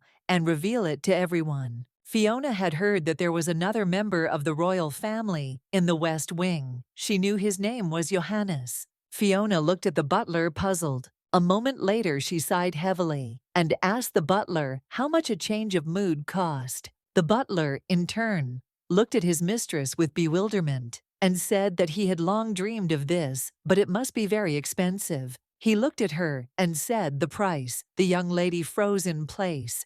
As it was not cheap, she knew that the main problem was that the money only moved within the duchy. She knew that currency could well figure in trade matters, but there was a reason why it was not so easy to attract foreign merchants. It was all because of the polar night. Since the dark days began in autumn and ended in late spring, the sun almost did not rise for half a year. Because of this, merchants avoided the duchy. The young lady looked at the butler intently and said that it would be very good if the duchy became a tourist spot. The butler froze in place, in shock, as he did not expect to hear such a thing. He remembered how the former lady, sighing heavily, said that people of the strength of the day had never seen the polar night. She wondered if they would not be interested. She smiled and said that there was a polar night in the duchy, and she had never seen anything like it before, and surely others were also interested in seeing such a sight. The butler saw that the young lady was now speaking as if she were his former mistress.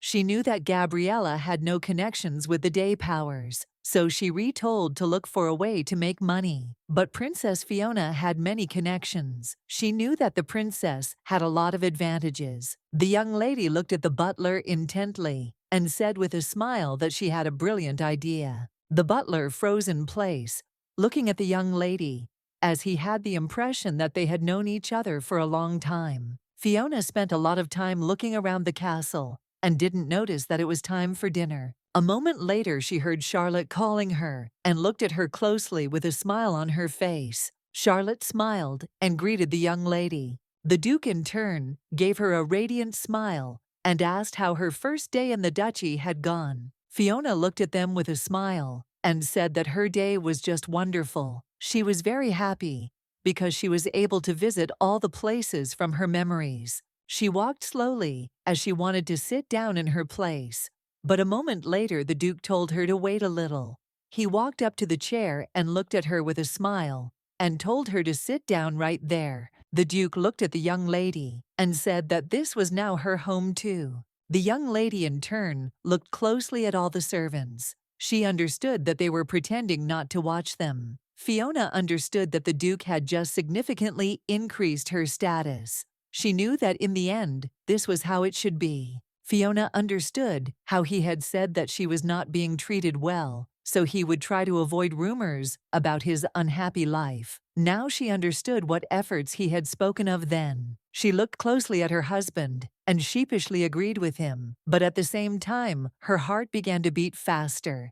She was very embarrassed by his kindness, and thanks to him, everything turned out well for her. The young lady looked at Charlotte intently and asked her with a smile what she wanted to be when she grew up. Charlotte smiled and said that she wanted to be an artist, namely an artist who paints not with her eyes, but with her heart. Fiona looked at the young lady with a smile and asked if that was true. She said that she really hoped to see her paintings again. The Duke looked at the young lady intently and asked with a smile if she could show him the paintings as well. Charlotte sighed heavily and said that unfortunately they were both very busy. The Duke looked at the young lady and said that they would be close by and she could come at any time. Fiona looked at the Duke and asked if Charlotte should be given a brooch. She said that if it was worn on her chest, the young lady could be admitted to any office, and they needed to warn the guards right away. The Duke looked closely at his wife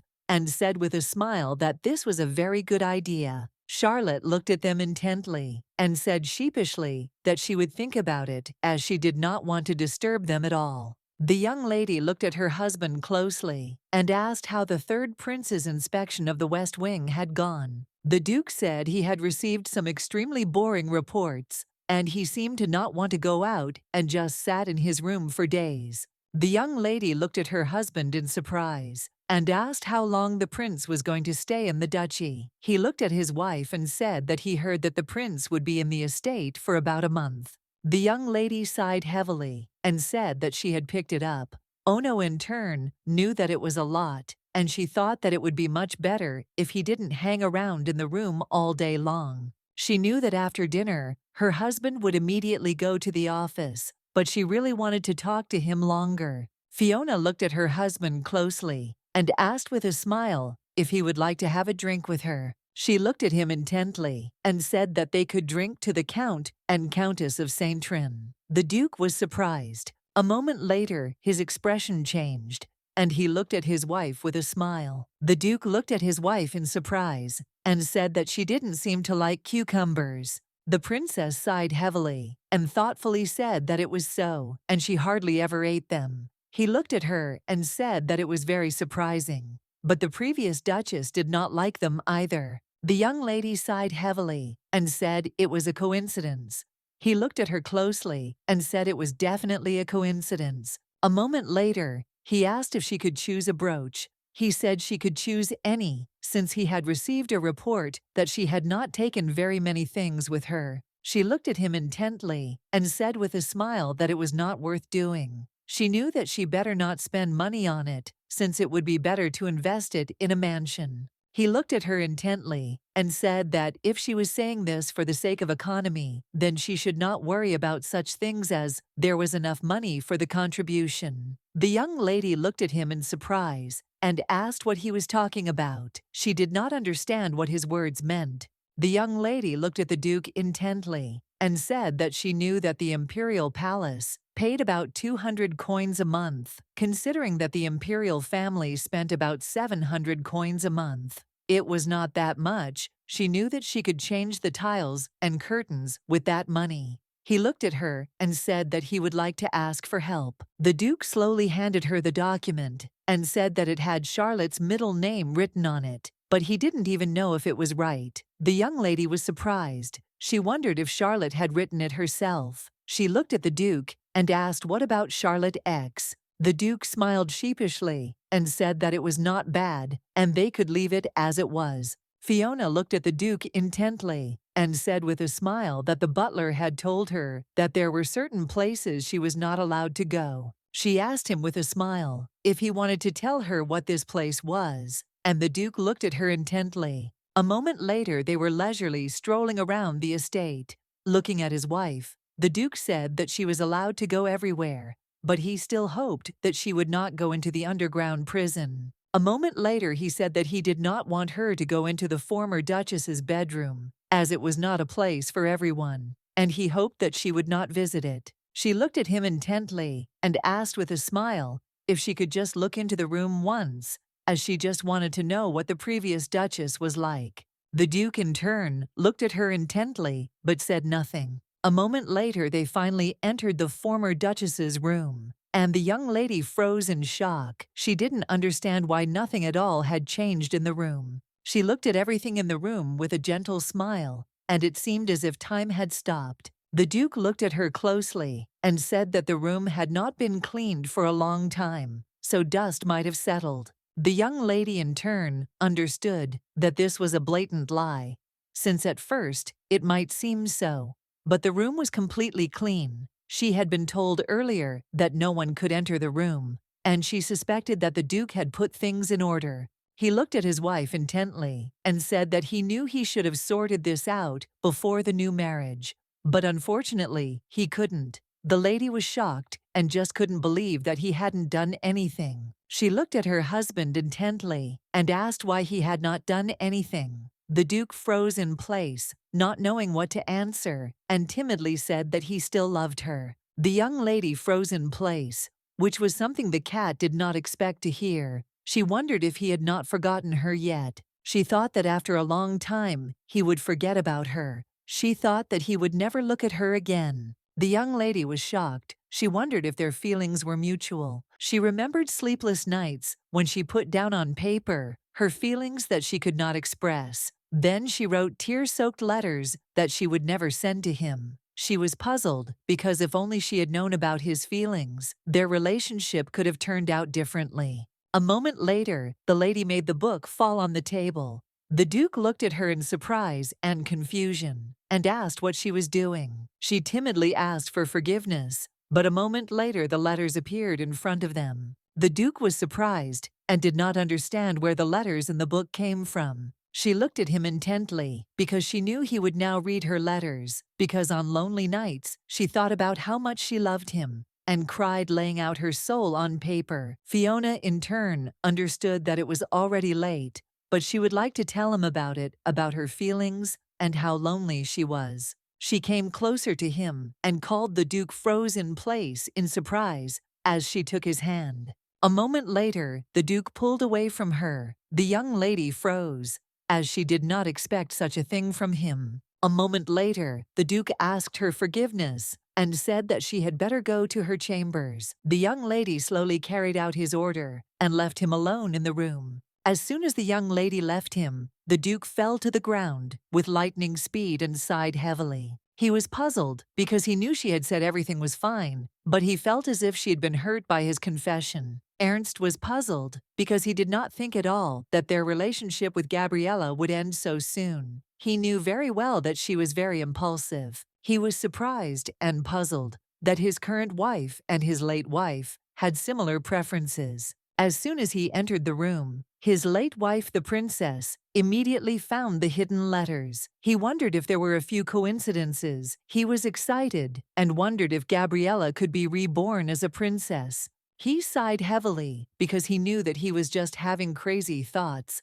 Ernst. Sometimes he thought that it would be better if that day they died together. He understood that he just made it all up because he missed her so much. But he, in turn, did not understand why he felt so uncomfortable. He wondered why he wanted so much to be kind to the princess. He did not have the slightest idea why everything was happening exactly this way. But in turn, he knew only one thing, that Gabriella was the only woman he truly loved. The Duke, in turn, was firmly convinced that he would never replace her. The young lady sat and slowly read a book. She had been in the duchy for a whole week already. As time passed, she went through all the old books in search of the Eka's relic. Fiona was very happy because she was finally able to find a clue. Dinuat, goddess of the moon, everyone's favorite sea serpent. Among its descriptions are the following. The snake's name is Leviathan, the lunar snake, and guardian of the sea, with a third eye. He is in front and behind and on the right and on the left, above and below the sky and the sea, and everywhere and nowhere. She hides in the smooth waves. She read that the moon cannot be blamed for its long life in the sky. The only thing is that this darkness does not age, and those who apply this information can find glory in its radiance. The young lady, in turn, was puzzled, for she did not know what it meant, but it was evidently prose about the relic.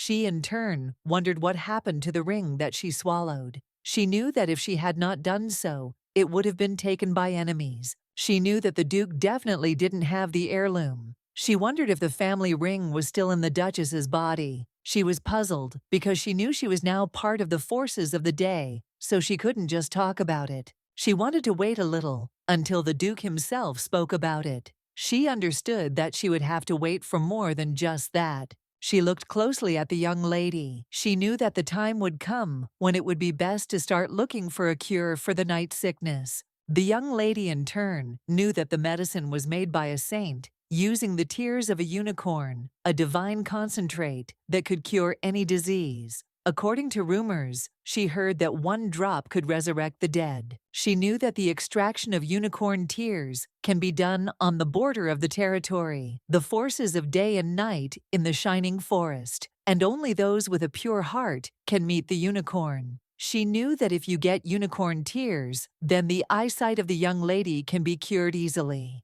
A moment later, Sebastian entered the book. He looked closely at the Duchess and said with a smile that news had arrived, that Galahad would soon arrive. Charlotte smiled as she looked at the young man and asked if Hilda and Vulcan were coming. The young lady, in turn, wondered if they had been sailing. Sebastian looked at Madame and said with a smile that he would like to explain everything to her briefly. He said that Galahad's main mission was to protect merchant ships from pirates. He said with a smile that if she looked at the map, he would tell her everything faster. He said that the duchy was surrounded by sea, and below were their sworn enemies, the Delpart. And it was Delpart who discovered a merchant ship heading to the eastern continent to the kingdom of Schlock and launched a pirate ship. Looking at the Duchess, he said that they protect merchant ships from pirate ships and are paid accordingly. He said that the family's navy specializes in pirates,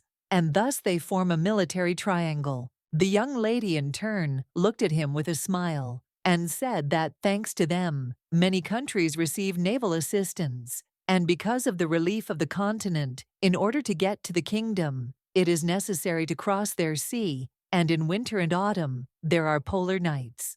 He looked at her closely and said with a smile that she was very clever, and he was thinking of having a small celebration in honor of Galahad's return. He asked with a smile if she could take care of it. The lady, in turn, looked at him with a smile. She was very glad, since organizing a party in honor of the fleet. Salute was a great privilege. She knew that, so that the Duke would not regret entrusting her with such a matter, she would take a good look around and prepare as needed. The young lady looked at Charlotte intently and asked if she would like to join her, as they could go shopping. Charlotte smiled and said that it sounded like fun, but a moment later she drooped and said that she thought her presence would cause her some inconvenience. She thought it would be better for her to remain in the castle.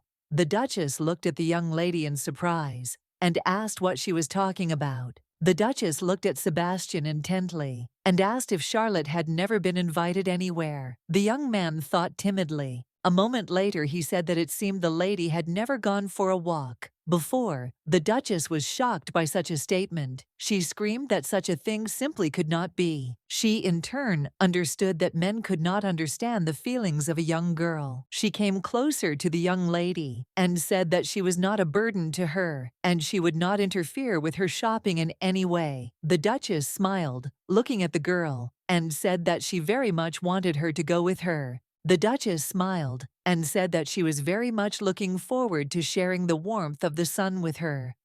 Today, looking at Charlotte, she said that she would like to show her the events of the busy streets. The Duchess looked at the young lady with a smile and asked if she would like to spend the day with her. Charlotte was amazed by what she heard. She looked at the Duchess with tears in her eyes and said that she also wanted to pop in for dessert near the square, as her governess said that the peach pie there was very tasty. Charlotte looked at the Duchess with a smile and said that she would like to know what fresh flowers smell like. Sebastian looked at the young lady with a smile on his face. He was very glad that everything was happening this way. The young lady, in turn, looked at the Duchess with a smile and said that she was looking forward to tomorrow. The Duchess smiled and said that she was also looking forward to tomorrow. The next day they rode slowly into town. The Duchess was very puzzled. She looked intently at the young people and did not understand how it all happened. The prince looked at his sister and said that she looked rather gloomy. The young lady in turn was furious, as she did not expect him to go with them. A moment later she said that the pink sugar head looked frightening when she was angry. The prince looked at his sister with fury and asked what she called him. The duchess sighed heavily and covered the young lady's ears. She told her brother to keep his expression to himself. She looked at him intently and said that they were part of the same imperial family, so even Z had to watch his facial expression. He looked at her with puzzlement and surprise and told her to speak normally. The young lady looked at him with surprise and asked what he was talking about. He said angrily that she ignored him and started talking about her own. The young lady looked at her brother intently and said that he ignored her first. She looked at him sharply and asked how he dared to address Mrs. X so disdainfully. The prince looked at her with fury. She in turn tried not to pay attention because he was also unlucky, but she did not understand how he dared to behave like that. Fiona remembered that Johannes had always been the victim. The first prince, the son of an empress, the second prince, the son of a queen, and Fiona and Johannes, the children of unknown overseas empresses. The second prince grew up without a mother, so he took out his anger on Johannes, and he stopped smiling altogether. She looked at her brother closely and said with a smile that the moon was very beautiful. Unfortunately, at some point he stopped paying attention to his sister. It seemed to her that he was probably just driven into a corner. She understood that, of course, this was a very unpleasant story, but she could not do anything. She knew that it was quite another matter to ignore the Grand Duchess. She knew that she was the very essence of cold-bloodedness, and no one should treat her so carelessly, since hatred for her was equal to hatred for the North Sea. The young lady understood that it was simply impossible to ignore the prince's behavior. A moment later they were informed that they had arrived at Piazza Gregorio. The young lady in turn looked around intently, wondering where they should start first. The duchess looked around for a while, but a moment later a girl came up to her and called out. The little girl looked at the duchess intently and said that a tall and very handsome man had asked her to give him something. The duchess was surprised she saw the seal of the Eckes mansion on the envelope. She wondered if the letter really belonged to the duke. The letter was indeed from the duke. He wrote that he had contacted the boutique in advance, and the boutique would prepare the best dresses for them. He wrote that she should go there soon. The young lady, in turn, was shocked by what she read, as she knew that the boutique was the most expensive. She was shocked and wondered how much he had paid to book the time. She knew that he did not have money to renovate the mansion. She did not understand why he had decided to take on this issue at all. The knight looked at the duchess intently and said with a smile that the duke had prepared something for her. He asked if she would like to see it. The young lady looked at the knight with a puzzled expression and agreed. The duchess, in turn, was embarrassed and very glad that the duke treated her like that, and she simply could not refuse, since he took very good care of her. Some time later, they finally arrived at the boutique and were greeted by the store owner. She looked at those present with a smile and said that her name was Madame Nureta. Madame said with a smile that when she heard that the Grand Duchess was coming, she immediately thought of the best dresses. Madame looked at the young lady intently and said with a smile that His Excellency had asked her to take care of her. She said that she would help her and create the best outfits for her. Some time later, the Duchess tried on various outfits. Madame said with a smile that in front of the sailors, one should change no more than 5 outfits, purely out of politeness. The young lady, in turn, was very tired, and looking at Madame told her to stop. Madame looked at the Duchess with a smile and asked if it was too little. The Duchess, in turn, said that it was not. The Duchess looked at Madame sharply and said that she would not be buying the dresses, and Madame needed to return the payment that her husband had made.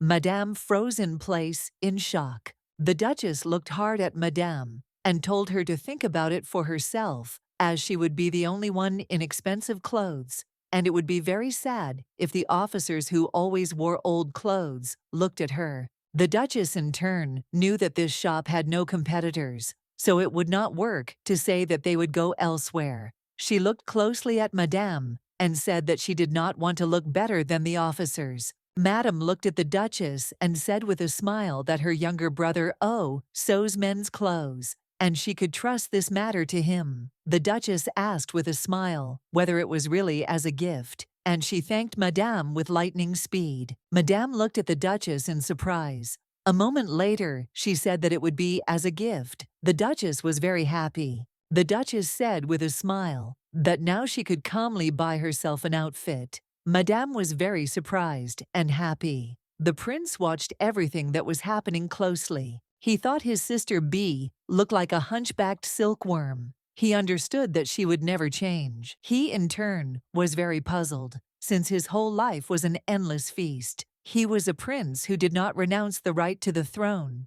but at the same time did nothing. Good alcohol, appearing at the flick of a finger, fancy desserts all around. He knew it was nice not to have anything to think about when someone was drunk. He constantly inhaled the sweet feminine scent. But there was one reason why he still remained in the duchy. He knew that he could not leave the duchy so easily, since his sister now lived there. The young lady looked out the window and said with a smile that she would go there tomorrow. She pointed to the sky. She said with a smile that the day was over and she had come to say goodbye. He looked at her in surprise and asked what she was talking about. He understood that every time he thought about her, he regretted it. She looked at him and said with a smile that someone else would get into her body, and his sister was marrying a very good man. He looked at her with a grin and asked if she had really gone crazy. Now he understood that he shouldn't have said that then. Now he realized that he shouldn't have let her go so easily.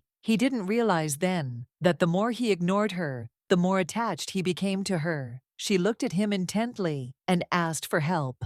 The young lady looked deep into her brother's eyes and quietly said that he should not leave her. She wanted him to reach out to her first.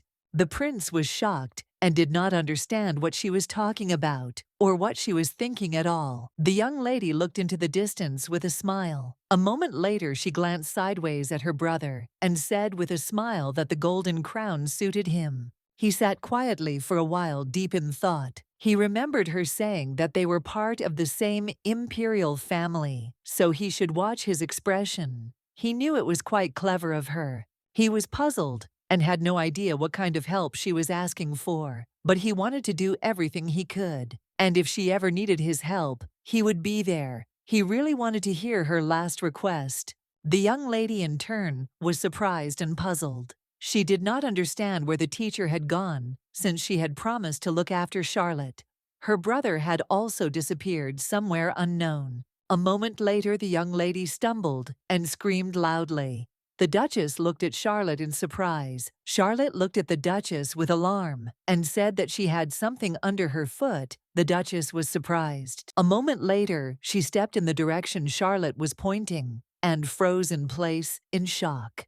A few minutes later, she pulled off her invisibility cloak and saw a man on the ground. The young man rose from the ground and thanked them for finding him. He said that if he had continued lying there, he would have died of hunger. The young man looked at them intently and said that he was not a bad person at all, and his name was Urion Nibelungen. The young lady, in turn, froze in place from shock and surprise, as the name was familiar to her. The young man was a researcher of night sickness and a magician whom she unfortunately was unable to meet on the ship. The young lady, in turn, remembered that she could not meet him because of the dizziness. She was surprised because she did not think at all that she would ever be able to meet him. He looked at the young ladies and said that he was a vegetarian, so he had not eaten for 3 days, and decided to sneak into the restaurant, but he ran out of strength and stayed here. He said that he wore an invisibility cloak so that no one would notice him. The young lady looked at the young man intently and said that she understood everything,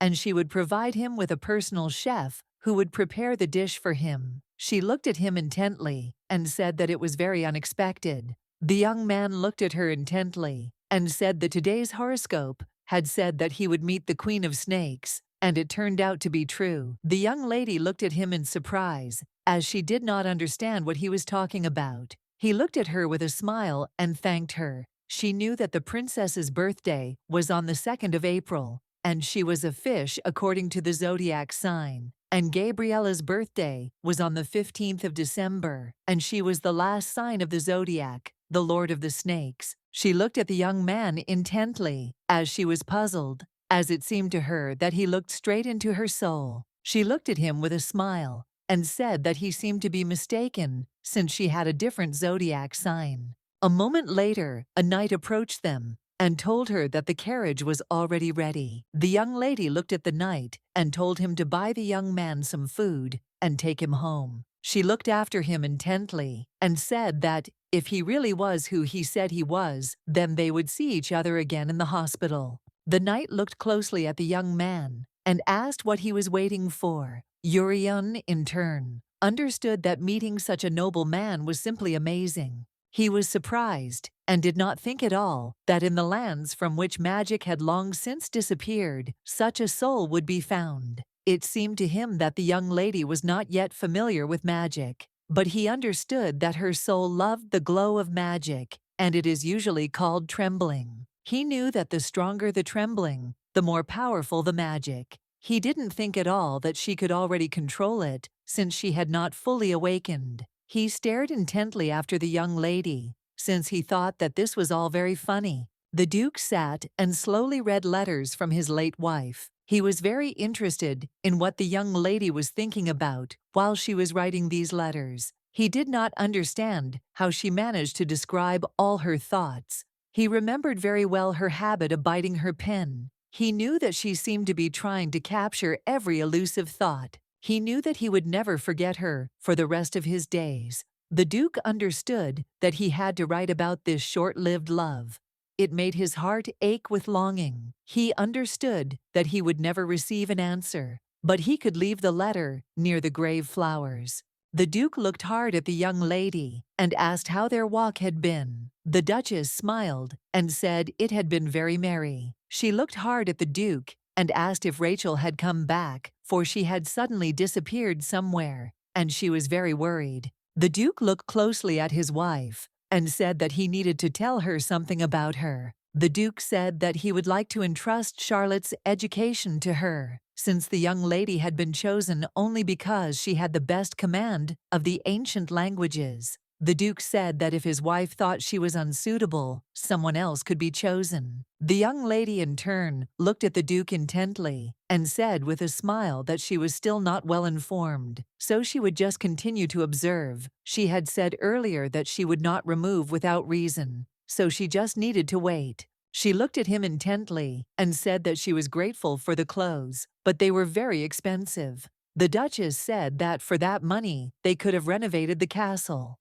The Duke sighed heavily and said that he did not want to change the mansion. She sighed heavily because she understood that she would not be able to convince him otherwise. The Duke looked at his wife intently and said that the knights would be arriving soon, so they could decorate the ballroom, but the rest of the castle would remain unchanged. She sighed heavily and asked when he planned to sort out the castle, as many things needed repair. The Duke sighed heavily and said that he would do everything when she came back to life. The young lady looked at him in surprise and asked what he said. She looked at her husband in confusion and said that the mansion was already old, and at this rate it would soon fall apart. The Duke sighed heavily and said with a grin that this was also not bad. The Duke walked slowly around the office, lost in his thoughts. The Duke sighed heavily and calmly asked what the lady had done. The knight hesitated, not knowing what to answer, but a moment later he said that the lady had taken almost nothing. Sebastian said with a smile that the lady was not as stupid as rumors said. The Duke sighed heavily and said that it seemed so. Sebastian looked at the knight intently and said that it seemed that her ladyship had mentioned some other boutique. The knight said that was not the case, and as far as he knew, the boutique had no competitors. Sebastian said in surprise that usually in such situations, people say that if they don't do this, they will go somewhere else. The knight sighed heavily and said that if the lady had said something like that, then in the end, she would not have been able to come to an agreement since the boutique had no competitors. Sebastian looked at the Duke intently and said that the young lady spoke as if she already knew that the boutique had no competitors. The Duke looked at Sebastian closely and asked what he thought, and also asked him to give his opinion as a friend. Sebastian sighed heavily and thoughtfully said that he was not sure, but still he understood something. Sebastian looked at the Duke intently and said that their lady was far from being a fool. He said that she could read old books fluently. He was surprised, but still said that the girl was very smart, and her behavior in the fitting room confirmed this. Once again, he said with a grin that you wouldn't wish such an enemy on anyone. The Duke thought for a moment and said that it seemed the young lady had no evil intentions, since she had helped find Gabriella's hidden letters. Sebastian looked at the Duke in surprise, as he did not expect to hear such a thing. He said that the young lady could have asked for something in return, but she did not. The Duke sighed heavily and said that this was exactly the case. He was puzzled and did not understand why he was now taking her side. Sebastian looked at the Duke closely and said that she could be trusted, but he would keep an eye on her. He said that she needed someone nearby who could not only watch but also protect her if necessary. The Duke looked at the young man closely and asked if he had any ideas. Sebastian said with a smile that of course he had an idea. The young lady looked at the knight intently and asked if she looked okay in her outfit. Christian said with puzzlement that she was very beautiful. The young lady looked at the knight closely and asked if he was sure it was a good choice. She said that a lot depended on the choice, since she would be wearing this outfit at the ceremony. Looking at the knight, she asked what about the ankle bracelet. He looked away and said it was very beautiful. She looked at him in surprise and asked if he was even looking. Baring her ankles, she told him to take a look. The young man was puzzled and asked why she was showing him her legs. He turned away. She smiled and asked how he liked the bracelet and if it was visible. He sheepishly said that the bracelet looked wonderful. She asked with a smile how he could say that if he hadn't even looked. He timidly said that she had beautiful pale legs and the bracelet was wonderful. He was shocked and didn't understand why she was suddenly doing this and what she was planning. The young lady looked at him intently and asked with a smile if he was embarrassed. Christian shouted that this was not the case at all, but in turn he was very embarrassed. She said with a smile that he was shy. The young man froze in shock as he remembered that the late Duchess had always told him that he was shy Christian. He looked closely at the Duchess as she spoke in Gabriella's words. The young lady looked at the knight in bewilderment and asked what happened as his face was different. He looked at her intently, as for a second it seemed to him that he was looking at Gabriella. He was shocked and did not understand why he continued to confuse them. In turn, he understood perfectly well that he should not be hopeful at all. He understood that the idea that her soul had entered the body of the princess was unrealistic, since such things only happened in books. He understood that he should not be mistaken. The Duke and Duchess walked slowly towards the carriage, as they were already due to leave for the event. Fiona, in turn, was very excited, but at the same time happy, since they would finally meet. The Duke looked closely at his wife and said that she seemed to be in a very good mood. She looked at him with a smile and said that it must be because she was riding in the same carriage with him. The young lady, in her turn, looked intently at the Duke, for she thought that he must be doubting her stupid scale. She was leaving clues from playful her role. She wanted very much for him to recognize her. The young lady looked at the Duke intently and asked him with a smile if he liked the outfit, as it was made in the boutique he had chosen. The Duke looked at her intently and said that it was beautiful. She looked at him intently and said that he had said the words to her with an indifferent air. She asked if he believed himself. Ernst looked intently at his wife and said that he was quite serious and that she was very beautiful. He said that men would not be able to take their eyes off his wife. The young lady in turn understood that he was lying. She remembered how, in a past life, he told her that she was very beautiful. She knew very well the face he made when he told the truth. A moment later, a man approached them and said that time was running out. The Duke looked intently at his wife and told her to go and get into the carriage. She slowly came closer to him and, taking his hand tenderly, said that he was also a man. She looked intently at her husband. He froze in surprise, but said nothing. A moment later, he turned around and left. The young lady looked after him, puzzled, but said nothing. The knight looked intently into the distance. He was very glad because he knew that they would arrive soon. The Navy admiral sighed heavily and said that it was so, and they would arrive at the mansion today. The colonel said with a smile that he was looking forward to drinking the wine they had taken from the pirate ship. He looked at the admiral and asked with a smile if they would have another chance. The admiral sighed heavily and said that it was indeed so. He was surprised and did not think that there would be alcohol on the ship. The colonel smiled and said that the Duke had recently been married, so wine would be a great gift, but he was still puzzled and said that he was a little worried about it. He knew that the colonel could not stand the forces of the day, and the new lady was from those lands. The young man was puzzled and wondered what would happen if he attacked her. The admiral sighed heavily and said that this also worried him. He said that he very much hoped that she was a kind and indulgent person and suitable for their master. A couple of days ago, the Duchess gathered the servants in the mansion. She looked closely at the documents and asked Zimmer if he had taken his son and grandson on board. The man looked at the Duchess with surprise and bewilderment and said that everything was exactly like that. She looked at him intently and with a soft smile said that it was possible to leave them at home, since she thought it would not be easy for him. He looked at her confusedly and said that it was not so, as they would need workers there, and he was glad that his family could help. The man was shocked and simply could not believe that he was working for such a woman.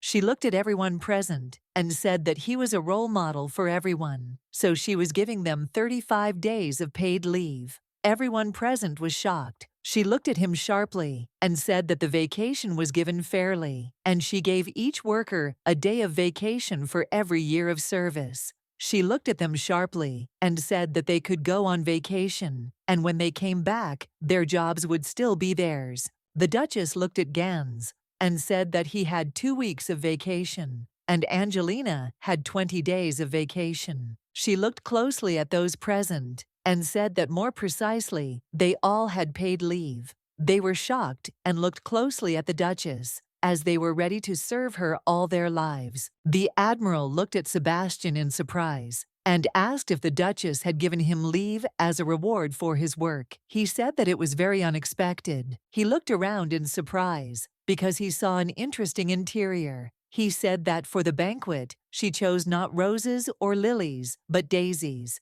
He knew that roses cannot withstand the cold. He looked at Sebastian intently and said that she was a very wise woman. Sebastian smiled and said that she was, and also asked, "What about the colonel?" The admiral said that the colonel would be outside, since he said that he was not going to eat or drink at the event. New Lady Sebastian looked at the admiral in surprise and asked if he would really be outside alone. The admiral sighed heavily and said that it seemed so. He said that everything was very difficult after everything that had happened. A moment later, the trumpet sounded, and the admiral was dumbfounded. A few minutes later, the Duke and Duchess were announced to have arrived. The knights froze in shock as they saw that the new lady was simply beautiful. The young lady, in turn, noticed that Anto was not in the banquet hall. The young man was one of her best friends. She knew that after her death, much had changed. She wondered what had become of him. She thought that he must be cursing the powers of day behind her death.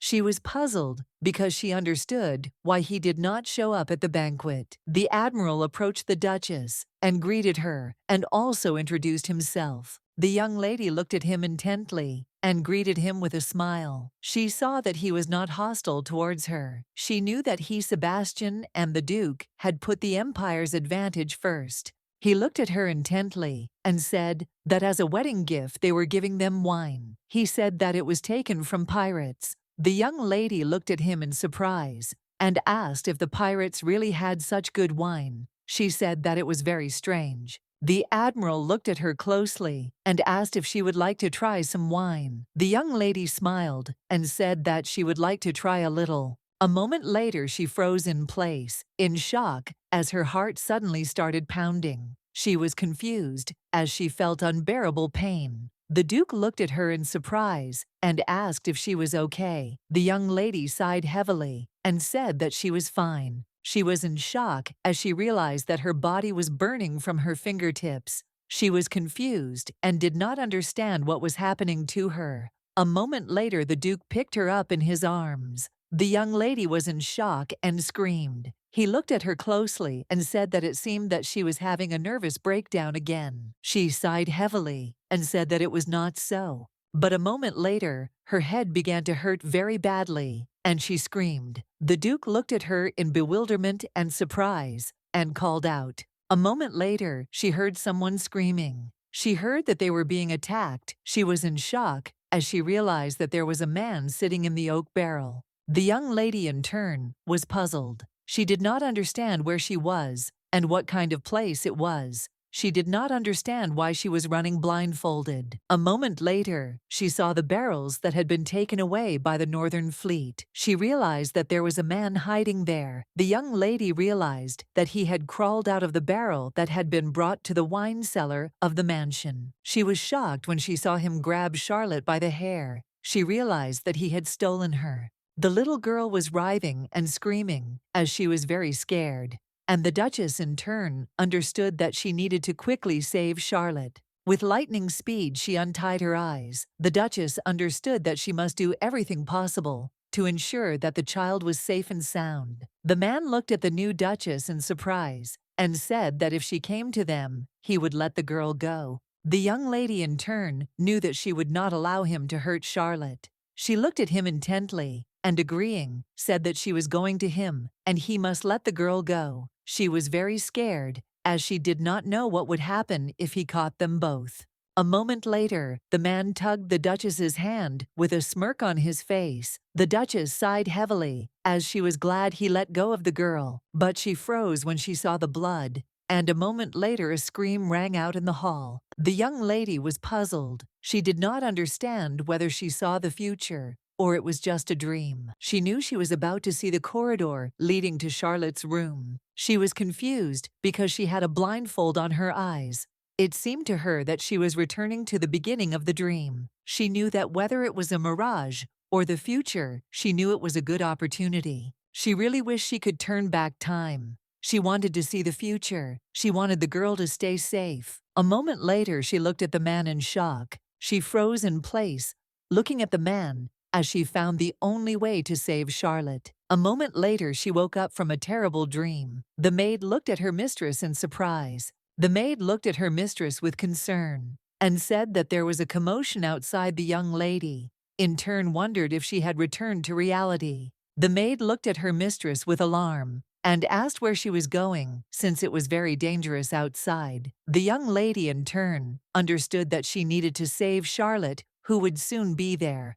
The Duchess looked closely at Sonia and told her to stay in the room. A moment later, the young lady descended into the hall, where a lively banquet had been taking place a few minutes earlier. The Admiral froze in place, because when he saw the Duchess, he was puzzled and did not understand what she was doing there. He shouted to the knights that he would stop everyone and they should run after the lady. The Duchess, in turn, knew that they had to run after her because she needed them so that she could stop the man and save Charlotte. A moment later, she ran to the scene and shouted at the man to stop. The man looked at those present with anger and told them to immediately move towards me, because if they came closer, he would kill the girl. The knights were shocked and did not understand how the pirates ended up on the second floor. The Duchess knew that in her dream, she had used different methods, but ordinary negotiations did not help save the young lady. She understood that the man unfortunately was not smart enough to discuss anything with him. She looked at the man intently, as she knew there was only one way to solve the problem. The Duchess looked at the man with a smirk and told him to look at her necklace. She said it was very beautiful. She looked at him intently and said that she could give him all her jewelry. He looked at her in surprise and asked what she was doing. He was surprised, as she was going to give him the jewelry. She said with a smile that she was the Grand Duchess. Charlotte and the man froze in shock, but a moment later the man laughed hysterically. He looked at her intently and said that there were rumors that the new Duchess was simply crazy, and he thought it was true. She in turn understood that she had to distract him, and then Hild would have an opportunity to strike. Hild, the only one who used a bow. She saw him in a dream, and he should already be here. Fiona knew that he would be waiting with an arrow drawn behind a tree. She understood that she needed to lead the man to the window so that the archer would notice him. A moment later, the young lady sat down on the ground and, breathing heavily, said that her legs hurt and she could not walk. She sighed heavily and, with the most innocent look, said that if he wanted to take all her jewelry, he should come to her himself. The man was furious, as he did not expect this. He shouted and swore nervously at the Duchess, but she in turn called him closer to her. He looked at her furiously and shouted at her to stay where she was. The lady in turn was very glad, since she led the man to the very window. She hoped that the knight would shoot straight at the target. A moment later, everything happened as she planned, and the arrow hit the man in the hand. He screamed in rage. The young lady was very happy, as everything was happening just perfectly. She grabbed the young lady's hand with lightning speed and shouted to the knights to take the girl away. The Duchess, in turn, was very glad that she helped avoid trouble. She understood that in her dream, she had made a decision between a future in which she would suffer and a future in which Charlotte would die. She chose the first. The knight froze in shock, but a moment later he shouted and called out to the lady. The Duchess stood and looked intently at everyone present, with an innocent smile on her face. She already knew her entire future in advance. The man slowly approached her. She knew that this was her end. The man angrily grabbed the Duchess by the hair and said that if she continued to kick, he would cut her throat. The young lady, in turn, was prepared for something like this, but she was still very scared. She called the Duke for help and hoped that he would come soon. A moment later, the Duke entered the room and shouted at the man to stop. The Duke looked at the man closely and said that the ship and his boss had been captured. The Duke said that the man should let her go, but her lady, and then he would remain alive. The man looked at the Duke with fury and asked him if he really thought he would believe him. The man shouted for them to give him a boat and throw away all the weapons. He shouted that if they did not comply with all the conditions, the young lady would be left without a head. The Duke looked at the man with fury, as he was ready to tear him apart. On the spot, the Duke threw away his sword and ordered his knights to step back and not to approach without his command. The knights were puzzled, but still listened to the Duke. The man looked at everyone present with anger and shouted at them to all stand back, otherwise she would get hurt. The man looked at the Duke intently and told him to approach them slowly. The lady looked at her husband intently and quietly whispered a hint to him. He looked down at her left hand in surprise and noticed that she was holding a weapon in her hand. The man looked at the Duke with fury and asked why he stood there rooted to the spot. The young lady, in turn, wanted him to start already. A moment later, she thrust the weapon she was holding into his neck. The man screamed in pain, as he did not expect such a thing. A moment later, the young lady fell, and Christian P. caught her. He looked at the Duchess with bewilderment and asked her worriedly if she was all right. The young lady, in turn, knew that she had seen all this in a dream, and she had done everything exactly the same way, which meant that now everything should be fine. She was very glad that everything went according to her plan. The young lady looked in my direction, in surprise, and called her husband. She froze in place because she saw his angry expression. She froze in place because he was beating the man. She saw her husband like that for the first time. The knights and the duke shouted and asked him to stop because the Duchess was fine. The young lady was shocked as she saw her husband was shaking. She wondered if he remembered Gabriella's death. She looked at her husband and said that she was hardly hurt, so he could stop. She said that Charlotte was shocked by this and that she needed to go to her. The Duke looked at her with fury and asked if she now had any idea what his wife had gone through. The Duke shouted that it was careless of her and she could have died. He asked angrily if she knew what it meant. She sighed heavily and said that she knew. She was puzzled and worried as the heat was burning in her body again. She did not hear her husband's words, but she did not want to lose consciousness again. Asking for forgiveness, she said that she would be careful. Unfortunately, she could not say anything more. The Duke froze in shock and stared at his wife. She, in turn, did not want to anger him. With her last strength, she asked if he could hug her. She wanted to hold back, but unfortunately, her strength was leaving her body. She slowly closed her eyes and saw the Duke running towards her. The Duke in turn screamed, but everything was fair. Some time later, in the underground prison of the mansion, Sebastian was conducting an interrogation. Sebastian looked at the Duke intently and said that unfortunately they were hurt because no matter how much he tortured him, he still remained silent. He looked at the Duke intently and said that he apparently did not know who was behind it all. The Duke frowned for a moment and thought he was surprised that the pirates who had not received official recognition from Delport knew exactly the route from the wine warehouse to the inner chambers. He understood that they knew about the structure of the mansion. The Duke looked closely at our friend and threw away the documents, saying that a huge rat had settled in their mansion. The Duke understood that if it was not someone outside, then there was a possibility that it was the third prince. The Duke said that someone wanted them to think so and get rid of the third prince with their own hands. Sebastian thought for a moment and said that in that case, all suspicion would fall on the first prince, since he wanted to get rid of his direct competitor. Sebastian looked at the Duke intently and asked if he was going to see the lady. The Duke sighed heavily and said that it was so and he must continue to look for clues. He was puzzled because he knew that 10 years had passed since the previous infiltration of the mansion. He was puzzled and wondered if the first prince was involved, then how did he manage to obtain all the information? He understood that their duchy was quite close-knit and did not interact much with the outside world. He knew that there was, of course, a chance that someone could have passed them on, but it was very small. He thought that most likely the pirate leader and the prince had made a deal. The Duke thought that perhaps the thugs had entered the estate by posing as workers, after which they stole the plans for the mansion and delivered them to the leader. And already with this information, a deal was made with the first prince. The Duke was puzzled and alarmed, for he had the feeling that he was being led by the nose. The knight looked at the Duke intently and bowed, greeting him. The Duke looked at the knight intently and asked if his wife was awake. The knight said that she was still sleeping. The Duke sighed heavily, looking at the door. He did not dare to enter.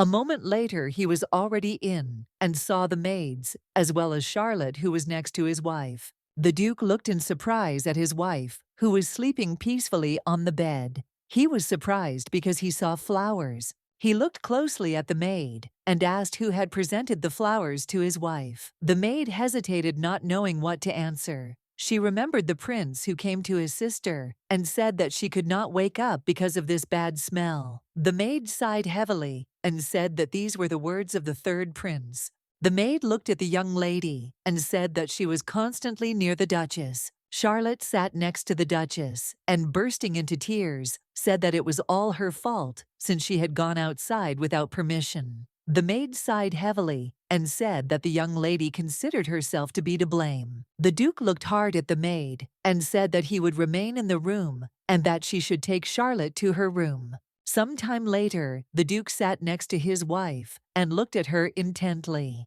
He sighed heavily and said that he had become an idiot twice unable to protect his wife. He said that when his first wife died, he swore that he would never love anyone else, and he didn't need anyone else. He was furious because he didn't understand how Fiona had started to attract his attention. He looked at her hard and said that he hadn't wanted to see her at all, and in turn, he had tried very hard not to worry about her. He was furious and said that she should have stayed in the East Wing in the first place. Ernst looked at her and said with regret in his voice that then she would not be lying in bed unconscious. He sighed heavily, looking out the window, said that, as she had said earlier, it was time to clean up, and he would do it. He looked at her intently and said that she could change everything the way she wanted so that there would be no traces of the past left. He looked at her intently and asked if she could wake up already. The young lady was taken aback and opened her eyes as she heard someone calling her. The young lady, in turn, was very much puzzled. She did not understand what was happening and where she was. The Duke looked at his wife in surprise and confusion and called her. She looked at him in surprise as she did not understand why they were here as they were in the mansion. She thought for a moment as her last memory was of him running towards her. Now she realized that she had passed out again. Looking back, she realized that she was seeing the future. She understood that her husband was very worried about her, and she needed to wake up as soon as possible.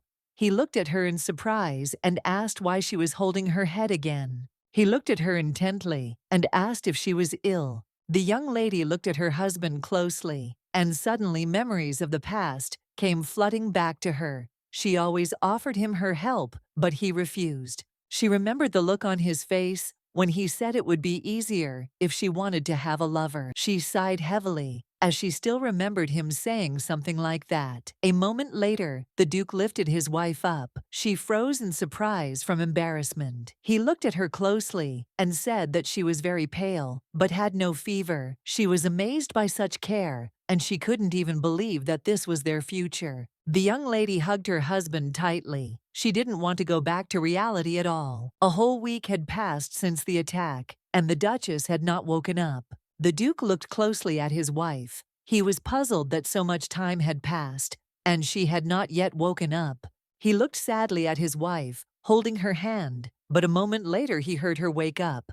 The Duke looked at his wife in surprise and called her. She froze, as she did not expect to see him near her bed. He shouted in shock and asked if she was awake. She stared at him and wondered how long he had been there. The young lady was surprised that he was worried about her. She looked intently at her husband as he called her by name. She looked at him with a smile and said that it was the first time he called her by name, and apparently he was very happy to see her. She saw that he had changed, and his behavior had also changed. She wondered if it was all because of the lifting of restrictions. The Duchess looked at her husband intently. She wanted to say who she really was, but unfortunately, she could not utter a word. The Duke looked at his wife worriedly and asked what was wrong with her. The young lady was very upset because she realized that she alone could tell who she really was. Now she realized that the limitations still remained. She wondered when they would disappear. The young lady sighed heavily as she understood that she could not do anything. She knew that their meeting after a long separation would not take place today. She looked closely at her husband and asked how Charlotte was doing. The Duchess was puzzled that the young lady had survived the attack at such a young age. He was also excited and puzzled. He thought not knowing how to answer the question. But a moment later, looking at his wife sighing heavily, he said that they would talk to her when she recovered. The young lady looked closely at her husband's expression.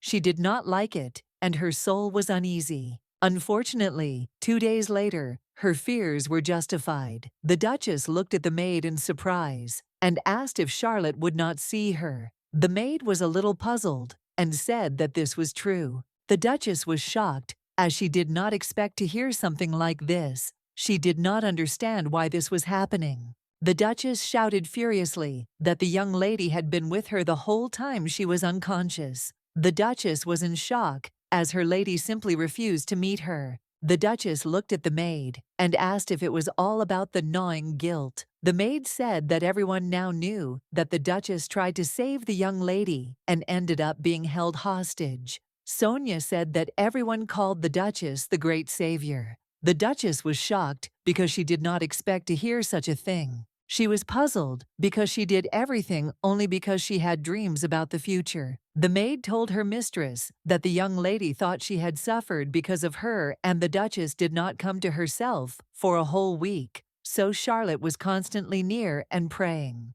The Duchess looked at the maid in confusion and asked who allowed her to simply take all the blame on herself and be in such a state at her bedside. Fiona was furious. She did not understand how the teacher could allow herself to do this. Fiona knew that in this world, the role of a mentor is very important. It is she who is raising the child, not the nanny. The young lady, in turn, understood perfectly well that Charlotte would not blame herself if her governess had coped with her job. She was furious and didn't understand why everything happened this way. The Duchess was puzzled because even after several days the young lady refused to meet her. The Duchess sighed heavily. She did not understand why the young lady did not want to see her. She knew she would have found it herself if she had been feeling better, but unfortunately, from lying in bed for so long, her muscles had become weak. The Duke sat quietly next to his wife's bed and smiled. The Duchess, with the speed of lightning, the young lady sat up in bed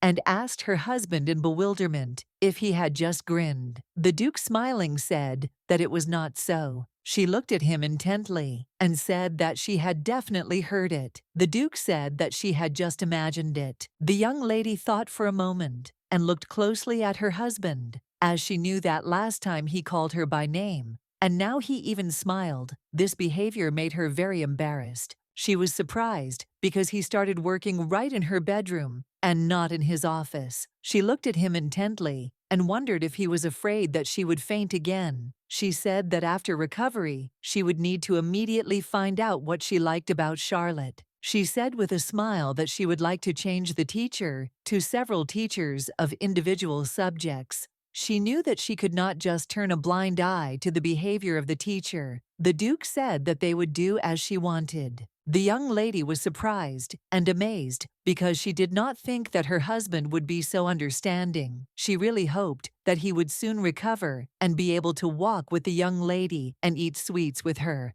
A moment later, she remembered that she had bought a gift for her husband when they went out last time. She knew that now was the time to give him the gift. The young lady looked at her husband closely and asked if he could come to her. The Duke looked at her in surprise, but still agreed. She looked at him intently and with a radiant smile asked him to close his eyes. A moment later, she said he could open his eyes, and the Duke froze, looking at the box. The young lady presented the Duke with a costume accessory, which could be attached to the collar of a naval uniform, and was often given as a gift by those closest to him, such as family members or lovers. The Duke froze in place and asked, puzzled, where the gift came from. She asked with a smile if he liked the gift. The Duke was suddenly overcome with memories of how his late wife had also given him such a gift. She asked him with a radiant smile if he liked the gift. The young lady looked at her husband with puzzlement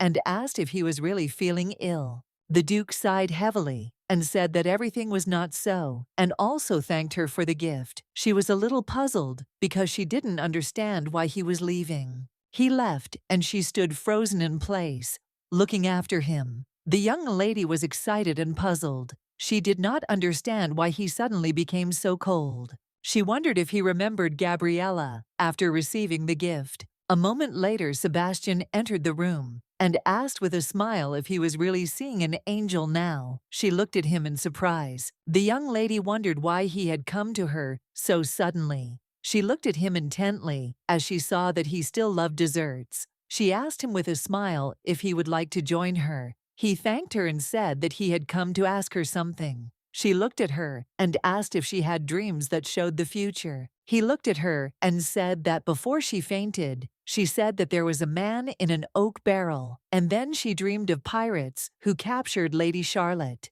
He looked at her intently and asked if it was true. She looked at him intently as if she understood that he had come to find out the truth. Sebastian said, "Madam," that he does not intend to interrogate her at all, but still her power can greatly help the duchy. He looked at her closely and asked her to tell him how exactly the dreams come to her. The young lady looked at her companion intently and said that she didn't even know. She smiled and said that she didn't think she understood her power. She said with a smile that even if she could control it, she didn't know if she had the right to use it for her own gain. Sebastian looked at the Duchess closely, as he expected she was not so simple. He said with a smirk that she loved the duchy enough to bypass such doubts. She looked at him intently, as she understood that he was now saying that he would use everything and everyone who could be useful to the duchy. She looked at the young man with a smile, because she liked him for this reason. Looking at him, she said that unfortunately, her foresight was now beyond her control. She looked intently at her companion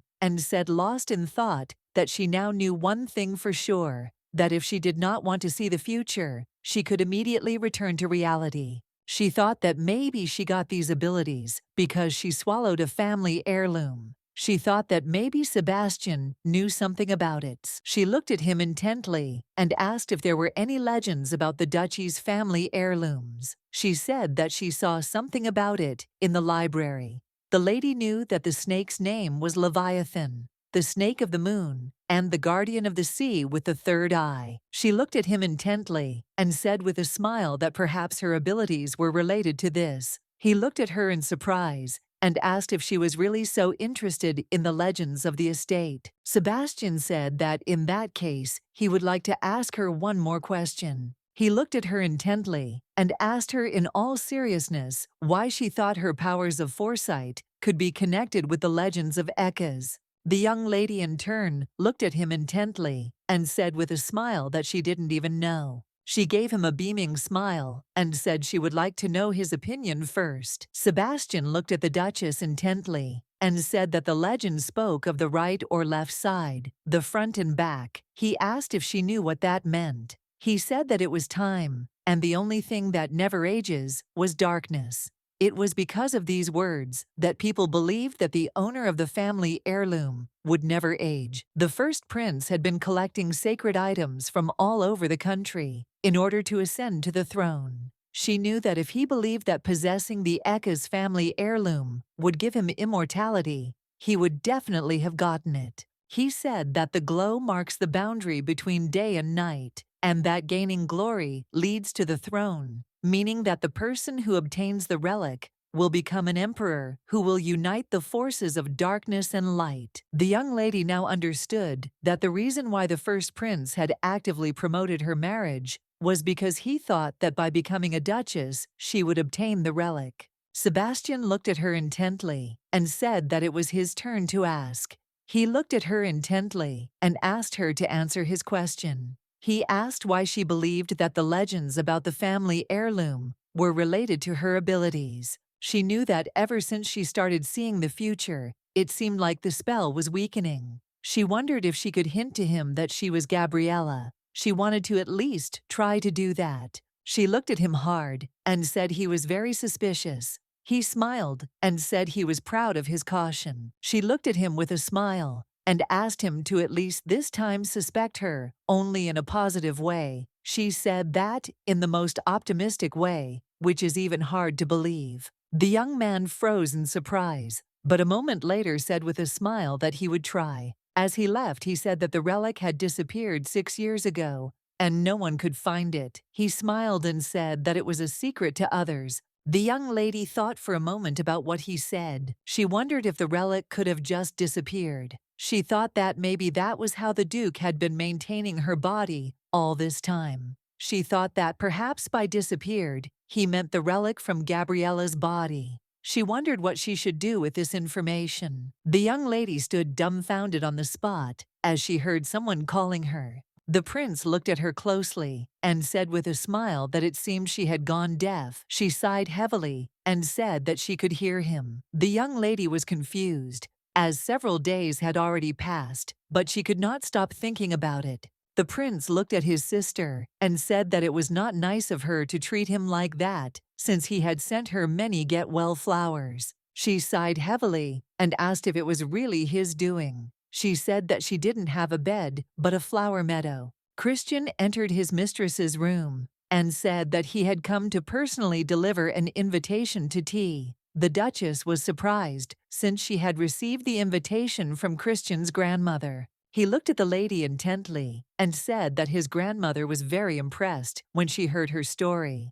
He said that although she belonged to the forces of the day, she had the mind of the North. He looked at the lady intently and said that his grandmother had said that she was a worthy attendee at the tea party. The young lady in turn knew that his family had the most ancient history and traditions of the middle vassal families of the duchy. They not only controlled the mood of the public, but also owned a large and rich province. She understood that even though Madame was the authority of this family, the content of the letter was very rude and arrogant. She knew that Madame simply could not help but understand this, and she specially sent the invitation to undermine her. The young lady, in turn, was glad since Madame remained just as correct. He looked at her intently and said that the tea party would take place in 2 weeks. He told the lady that she was not yet fully recovered. The young lady, in turn, knew that she was fine. She looked closely at the knight and asked how the lady was. He sighed heavily and said that unfortunately age was taking its toll, and that was why she had some problems with her back. The young lady knew that even a few years ago she had health problems, and she was thinking about preparing some medicine.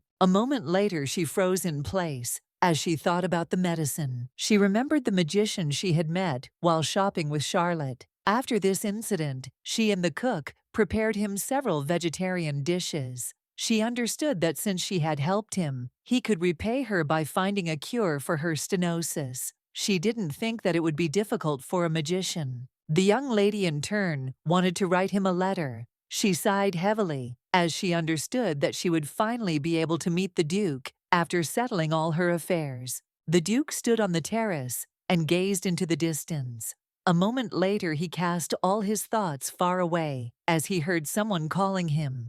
Turning around, he saw his wife, who greeted him with a radiant smile. She handed him the basket with a smile. He looked at her in surprise and asked if she had really brought all the food for him. The Duchess said with a smile that it was so, since he had not gone to dinner. The Duke looked at his wife and asked what he should do when a weakened man brings him dinner. Looking at his wife, he asked if her legs didn't hurt. The young lady sighed heavily, as she knew that there were indeed many steps as she climbed. He approached her and, asking for forgiveness, lifted her up and sat her down. The young lady, in turn, froze in surprise. She was very embarrassed. She looked at her husband intently. The young lady, in turn, wondered if she should start a conversation. She had been trying to do this for a long time. Even when she got into the princess's body, she looked at him intently and asked him to tell her about her. She wanted to learn from him about the person he could not forget. Fiona said that if she had hurt him with those words, he need not tell. He looked at her intently and said that she would not hurt him with her words since they were friends.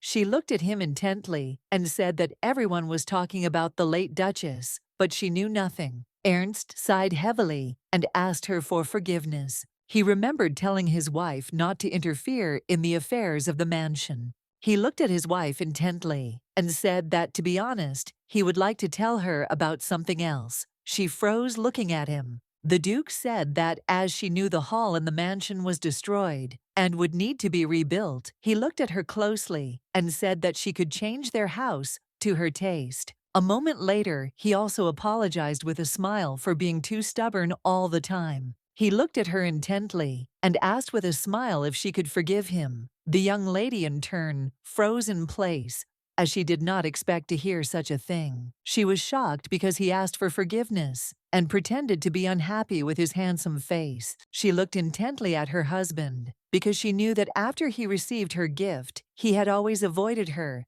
as if she reminded him of Gabriella. That's why she made the sandwich herself today, despite the pain he was still in. He managed to apologize to her first. She looked at him intently and said with a smile that she forgives him. The Duke looked at her intently and said that he would like to show her something. The Duke sighed heavily and said that they were now inside the Turtle House cave. The young lady was shocked. She wondered who could give such a scary place such a cute name. Ernst looked at her intently and said with a smile that they would now go down to the very depths, so she should hold on to him tightly. The young lady was taken aback, as she did not expect such a thing. She was frightened, but a moment later, opening her eyes, she looked at her husband and asked if they were really falling, since she had the feeling that they were frozen in the air. He looked at her intently and said that they were just going down very slowly. He didn't know how, but the airflow from below was supporting them. She was surprised because she didn't know about such a place, since her husband didn't tell her anything. She was shocked as she thought that the cave seemed to be helping its guests on purpose. A moment later he looked at her and said that they had arrived at the place. She was amazed as she did not expect to see something like this. She looked at him intently and asked how he knew about such an amazing place. She asked if he was looking for it on purpose. The Duke looked at his wife and said that it was an accident. He said that he had learned about this cave only a few years ago, when the first spring rain came. She realized that the spring rain meant the end of a long winter and also the time when the Duke's wife died. She looked closely at her husband, so much so that he held on as best he could, but unfortunately could not cope with grief. She wondered if after her death, he himself wanted to die. The Duke sighed heavily and asked his wife if she really wanted to develop tourism here. Opening the door, he looked at her intently and asked if this would be enough to accomplish what he had planned. The young lady froze in place as she saw so much gold. She was in shock and wondered what she had just seen. She had been wondering lately where the Duke got the money for his wardrobe. She understood that with all the money, a small kingdom could be created. The Duke looked closely at his wife and said that he had acquired this wealth after fighting pirate ships. She looked at him in surprise and asked if he was serious about this. She did not understand why he was showing her this place. She could be a spy. He looked at her closely and said that he knew she was not a spy, and he also said that he knew she was not a fool. The young lady froze in place, in shock, as she did not expect to hear such a thing. A moment later the young lady changed her mind and said with a smile that this time she was caught. He looked at her closely and said that she had not been hiding it. The young lady was glad that he allowed himself to believe her and went for rapprochement. She knew that this was only the first step in their relationship. She looked at him with a smile and asked if they could meet again. She smiled and said that she was very glad to meet him. The Duke stood frozen in surprise, but a moment later his expression changed and he greeted her with a smile. Coming closer to her, he took her hand and kissed it with a smile, and also said that he was charmed by her mind. The young man was puzzled and did not know what to write. He did not know how to naturally propose a meeting to her. He remembered her radiant smile. He knew it would have been delightful if she had been the one to suggest meeting first. He was a little surprised that it was a personal request from her. He stood frozen in place, wondering if he was falling in love with her. Putting the document aside, he thought he needed to check his messages first. He took out his magic ball, checking all the missed messages. A moment later, he began writing the letter again. The young man entered through the window and looked at his brother in surprise. He asked if he was really that old and had not yet learned to communicate with people. The owner of the magic tower looked intently at his brother. A moment later, he rushed to his brother and asked why he had written to him. For the first time in 3 years, he sighed heavily and, looking away, said that sometimes he did not have the strength to communicate with us. Dante looked at his brother in surprise and asked if he had really become an adult. He was furious, but sighing heavily, he said that it was still enough that his brother was alive. Dante looked at his brother and said that their father had already offered a reward for his capture. A moment later, Dante saw the letter his brother was writing and froze in place. He asked his brother if he had found himself a girlfriend. He said with a smile that he had met a magnificent soul, so he was in love with her magic.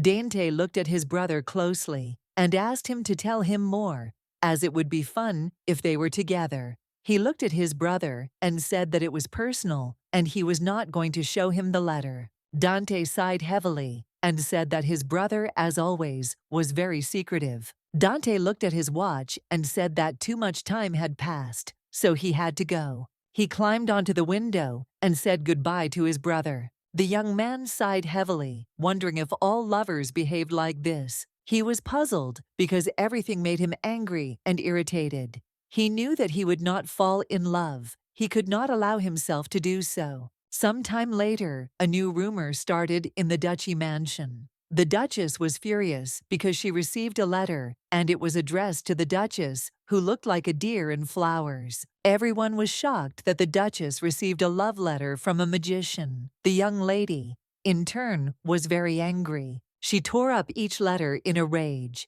and wondered how many letters he had sent her. He wrote to her that he was very sorry to hear that she was so busy drinking tea that she could not find time for him. He said that yes, but the medicine could be opened by taking the bottle in the hand, pressing the lid with the thumb, and at the same time, one had to pronounce his name. The young lady, in turn, understood that the young man had very good skills. Since he was able to make such a medicine, Fiona understood that he was very impudent, since he was able to send her such a letter. He wrote that he would like to discuss everything only at the meeting, but he could not name the reason for their future meeting. The young lady was shocked and did not understand why he was so eager to meet her. She knew that she needed to go to tea first and then decide this issue. The Duke looked intently at his wife as he stood near the carriage. He wished her a good trip. The young lady thanked him and said shyly that she would be back soon. She looked at her husband in surprise and did not understand why there was so much worry on his face. But a moment later she realized that the last time she had died in a carriage accident, she wondered if he had remembered his wife's death again. He looked at her closely and told her not to follow strangers. The young lady smiled and said that she was not a little child. The Duke said that she still looked like a child, and he was very worried. He looked at her intently and said sullenly that there were a lot of perverts around the young lady, looked at him in surprise, and wondered if he had heard of the magician. A moment later, she looked at him closely and laughed. She understood that for her sake, he even played the role of a jealous husband, so that everyone could see that their relationship was developing a little. She looked at him intently and said with a smile that everything would be fine, and that she had seen the predictions and knew herself that she would not die. She looked at him with a smile and said with complete confidence that she would definitely not die, so he did not need to worry that something would happen to her. The Duke looked at her in surprise, but said nothing. A moment later, he looked away from her and said that he understood everything. She saw that he was embarrassed and understood that it was still not worth touching on this topic yet. A moment later, she saw a young lady in the distance. Charlotte looked timidly at the Duchess and greeted her. The Duchess, in turn, saw that the young lady was still depressed. The Duchess knew that the young lady was by her side when she had many worries. The Duke looked at the young lady and told her to get into the carriage. The Duchess, in turn, understood that she had an excellent chance to talk to Charlotte. She hoped that this time they would definitely get closer. Some time later, as they rode silently in the carriage, the Duchess looked at the young lady and asked if she should tell her a secret. The Duchess looked at her closely and said with a smile that when the pirates entered the castle, she already knew about it, since she can see the near future in her dreams. She said it didn't happen every night, but it was clear. Then the Duchess said she thought it was all to save her. She smiled and said that if the young lady was in danger again, she would come to save her. The young lady looked at the Duchess in surprise and with a trembling voice asked why she was so kind to her. Fiona P. came closer to the girl and said that the scarf she made her was very warm. She said that the lady kept smiling even when she had no strength. The Duchess looked at the girl with a warm smile and hugged her, saying that the most important reason was that she loved her. Fiona O. hugged the young lady and said that she was part of her family. The Duchess said that if she were to find herself in danger again, instead of her, she should not worry, as she should know that everything was calculated and that there would be a rescue plan, but she would be extremely careful. The young lady, in turn, knew that she should not show the little girl the scar on her neck. The Duchess looked at Charlotte intently and said with a smile that she was a crybaby. The Duchess realized that she had calmed her down after all, and she felt very pleased at heart. Looking out the window, the Duchess wondered what her husband was doing now. The Duke read and studied the report on the disposal of old carriages and the use of new ones intently. He remembered how his wife, with a smile on her face, told him not to worry so much as nothing would happen to the carriage. He thought for a moment, as he did not understand how the princess could know about the death of the Duchess. Sebastian looked at the Duke in surprise. A moment later he looked at the Duke with a puzzled expression and asked if their lady knew about the incident with the carriage. The Duke sighed heavily and said that he was not sure, but it seemed so to him. The Duke looked closely at his friend and asked if he believed that a person's soul could move into another body after death. Sebastian looked at the Duke in surprise and asked if he was really saying that Lady Gabriella's soul had moved into Princess Fiona's body. The Duke looked at his friend intently and said that he thought about it for a moment. Sebastian looked at the Duke intently and said that he did not want to claim that it was completely impossible, since they unfortunately did not know everything about the world. Sebastian thought about it and asked if they should ask the magician about this issue. The Duke heard about the magician and thought he said that there was one magician in the duchy. The Duke was furious because the man was constantly flirting with his wife. Ernst was puzzled because he did not want to get involved with the man and talk about his wife. He sighed heavily, as unfortunately he could not concentrate on work at all due to his constant thoughts. He remembered how she said that she definitely would not die with the speed of lightning. He rose from his chair and said that it would be necessary to go to Belmare. Sebastian looked at the Duke in surprise.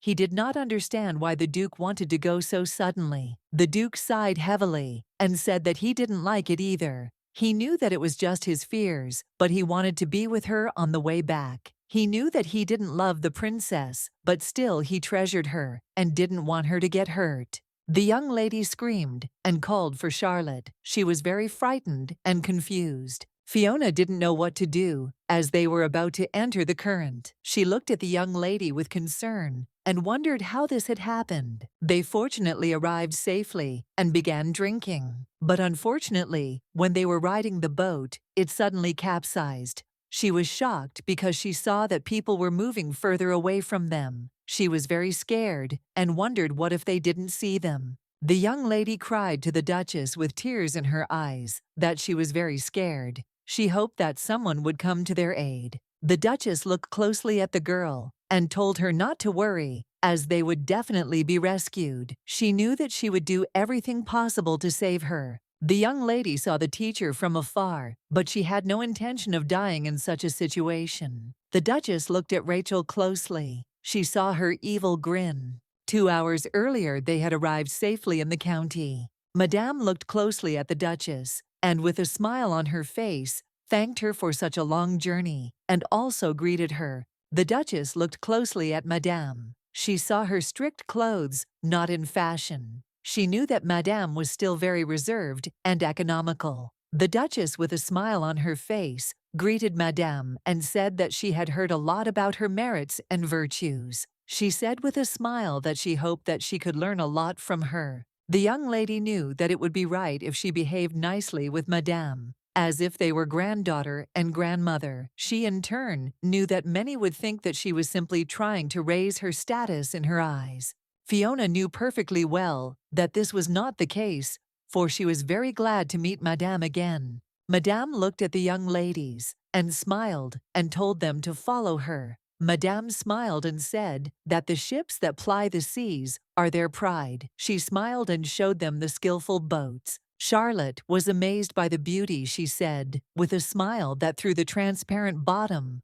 one can admire the underwater world. Madame looked at them intently and said with a smile that this was true, but unfortunately at her age this was no longer possible. Charlotte looked at Madame and asked her with a smile if she suffered from motion sickness. She introduced herself with a smile and said that she also suffered from the same affliction. Madame looked at the young lady with a smile and said that she remembered that a teacher had been sent to them from Beilan. Madame looked at the young lady with a smile and said that she must have excellent abilities since Charlotte was so well brought up. Rachel looked at Madame with an embarrassed smile and said that she was very pleased to hear about it and also introduced herself. She came closer to Madame and said with a smile that she was very glad that she remembered her. Fiona looked at Rachel hard as she realized that she had decided to take advantage of the situation to show off. She was puzzled because she knew that she was much higher in status than everyone else,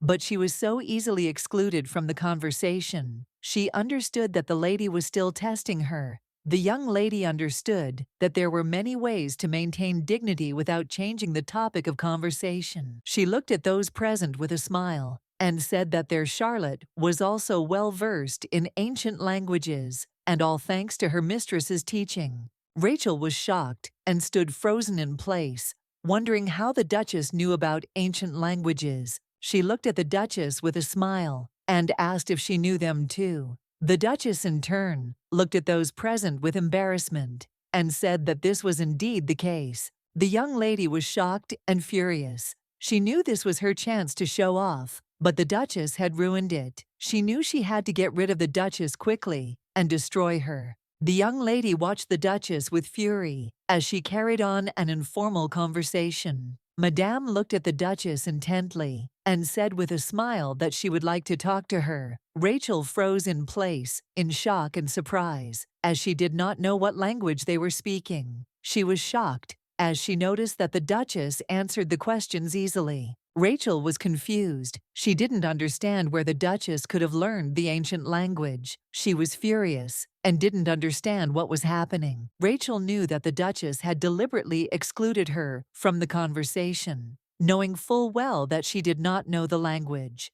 She was furious because she knew that she would not be left with this either. The young lady looked at the mistress and called her. For a while, she quietly whispered something in her ear. A moment later, Madame looked at everyone present and asked everyone to go to the boats. She looked intently at the Duchess and said that the preparations for the water games were finished. Rachel looked hard at Madame and said with a smile that she was Charlotte's governess, so she would like to get into the same boat with her. Rachel looked at the Duchess and asked with a smile if she would sit with them. The Duchess, in turn, watched the lady closely.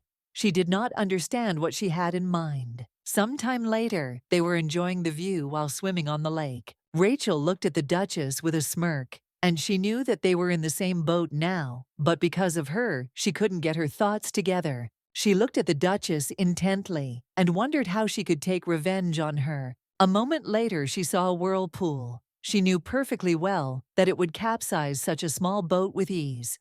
She knew perfectly well that then the Duchess would fall into the water before everyone's eyes. Rachel looked at the Duchess intently. She knew perfectly well that a princess of the day's forces should not be able to swim. She wanted to save Charlotte instead of the Duchess and take all the laurels for herself. She knew that then she would become the center, not the Duchess. The Duchess and Madame entered into a casual conversation, but a moment later, the young lady froze in place as she heard someone screaming. She turned around, puzzled, and saw the teacher fall. A moment later, Rachel grabbed the boat, causing it to capsize. The Duchess was stunned as she saw that Charlotte was in the water. Rachel swam up to Charlotte and asked with a grin if she was okay. Rachel looked closely at the young lady and with a smirk told her not to worry, as the teacher would definitely save her. A moment later, Rachel began to drown the young lady in the water. Rachel looked at the young lady with a smirk and told her to hold on a little longer because they would be found. Soon she wanted the lady to stay in the water a little longer, and when the lady's people arrived, only she would save her. Meanwhile, the young lady was struggling in the water and was having great difficulty breathing. The Duchess looked around in surprise, as she could not see where Charlotte was. She was excited and mettled from side to side because she did not see her anywhere. But a moment later she saw Rachel, who was holding the young lady in her arms. She saw that the teacher was drowning her The Duchess rushed at full speed towards the young League to save her, as she could not allow her to drown. The Duchess, with lightning speed, grabbed the young lady by the hand and pulled her to the surface. She looked at the young lady with concern and asked if she was okay. Charlotte sighed heavily and said that she was okay. Fiona, in turn, understood that they needed to get out quickly before they were caught in a whirlpool. She looked around in surprise and saw a stone island. A moment later, they managed to climb onto dry land. Charlotte looked around in surprise and asked the Duchess, puzzled, where they were now. The Duchess sighed heavily and said that they were now on a stone island, and fishermen rested here when it got dark. The Duchess sighed heavily and said that it seemed that fishermen had just recently been in this cave. She looked at the young lady and with a smile invited her to stay the night in the cave. Some time later, the young lady managed to make a fire, and they warmed themselves by the hearth. The Duchess thought about everything that had happened. She was furious because Rachel had done all this. The young lady looked at the Duchess intently and said in a trembling voice that it was all her fault. Charlotte said that it was because of her curse that everything happened. The Duchess looked at the girl in surprise and asked what she was talking about and who had told her such a thing. The Duchess was furious. She looked at the young lady and asked if the governess had really told her that. Charlotte said, puzzled, that her governess had said so, and her mother and father had died because of her, and Rachel had said that she should listen to her. Charlotte also said that the governess had punished her not to talk to the master, otherwise he would be cursed. The Duchess was furious because she knew that Rachel was just pretending to help Charlotte, but was actually brainwashing her, using some curse as an excuse. She was furious and couldn't understand how anyone could do that to a small child. She looked intently at the young lady, who was snoring quietly and peacefully. A moment later, the Duchess heard the sound of the clock and froze in place. She turned around as she felt as if the cave was calling her to go inside. She knew she should check what was inside. A moment later, she saw a wall with ancient writings. She didn't understand why the wall was in front of her. The young lady stared at the writing on the wall, but a moment later, she heard someone calling her. Turning around, she saw her husband, who was terribly frightened. With lightning speed, the Duke ran to his wife. He wanted to hug her, but he stopped. The young lady looked at him in surprise. A moment later, the knights shouted to the Duke that the young lady was not outside. The Duke shouted to the knights to stop. The Duke said that if anyone decided to enter the cave, they would be severely punished. The young lady looked at her husband in bewilderment. A moment later, she froze in place as she realized that her wet clothes were see-through and her body was visible to everyone. The Duke took off his cloak and wrapped his wife in it. Fiona looked at her husband with embarrassment and asked him for forgiveness. He looked at her intently but said nothing. The Duke picked up Charlotte and said they needed to get back to the beach. The Duchess stood frozen in place, looking at her husband. She was puzzled and she was scared, but she tried to be strong for Charlotte's sake. She understood that even though they were not real spouses, she still wondered if it was necessary to hate her so much. The Duchess, in turn, understood perfectly well that there was no room for sadness now, since she had a lot to do. Meanwhile, the Duke slowly carried the young lady in his arms. Rachel froze in place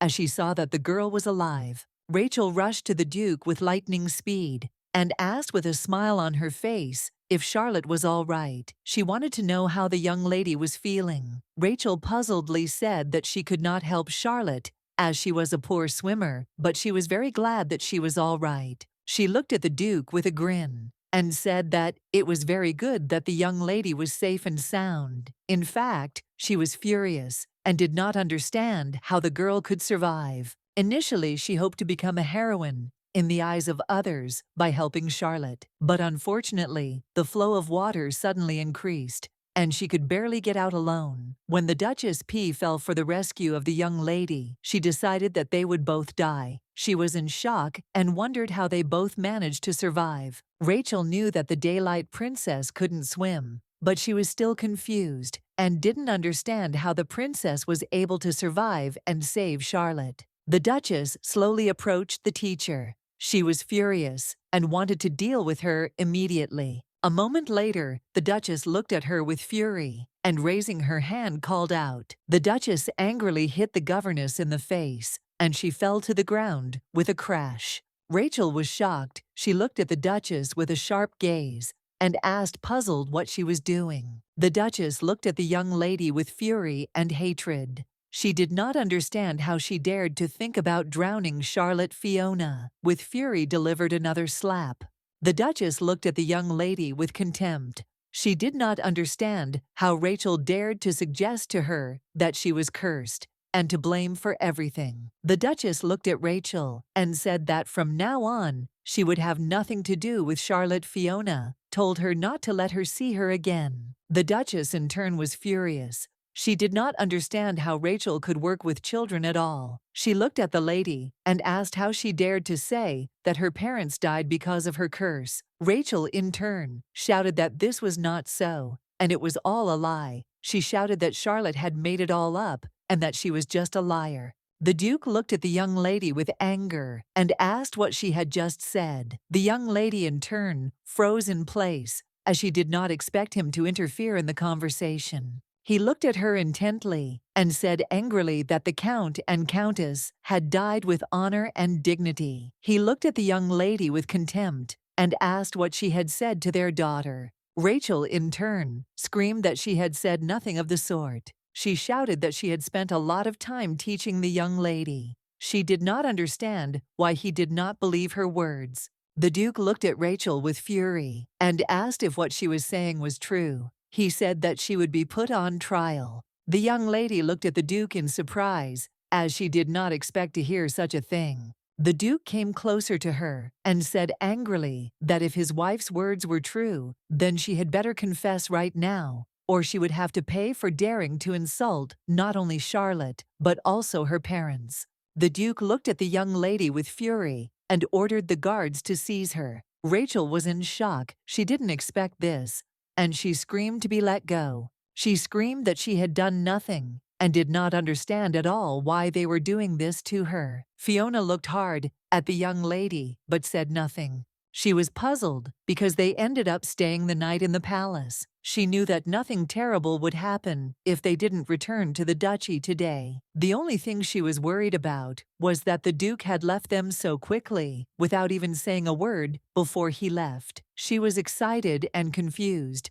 because she thought they had managed to get closer, but now she realized that the distance between them had only increased, and she was actually very sad about it. She was in shock because she knew that many problems lay ahead of her. She froze in place, as she had completely forgotten about one important thing. She knew that she needed to deal with the problem as quickly as possible. She froze in place because she thought she knew something. She knew that the ancient stela with Korean characters, any Korean, after reading about the 300 bowls of rice, will remember the folktale and the blind character from it. She wondered if there could be information hidden here about Ingrid, or if this was a way to get rid of her night sickness. Fiona knew that if she looked at Stella too closely, she might feel like she needed to turn back time and go back to a time when the disease had not existed. She was amazed and wondered if she had really solved her riddle. When she was still Gabriella and tried to find something that could replace the bright grass, she knew that the drops squeezed from it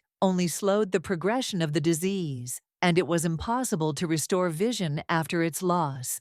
Fiona knew that if she could turn back time to the moment when there was still light in her eyes, she could fix everything. She knew that blood was the pledge of a promise, and the great Dianut had already continued on her way. If the last lines were to be believed, the expansion should be very close. Dianut was a goddess possessing the power of the night. The X's representatives of these forces should have a relic associated with her, a relic in the form of a three-headed sea serpent, which the goddess loved. The young lady, in turn, wondered if this meant that the relic could help with the treatment of night sickness. She understood that she needed to collect her thoughts, and that was it. She no longer wanted to act stupidly like when she was Gabriella. A moment later, she froze in place as she heard Duke C asking her if she wanted a drink. She looked at him in surprise, as she did not expect to see She noticed that he was holding alcohol in his hands. She sighed heavily as she remembered telling her maid that she would like to drink something strong. She looked at him intently and said with a smile that it was very good that he came to her,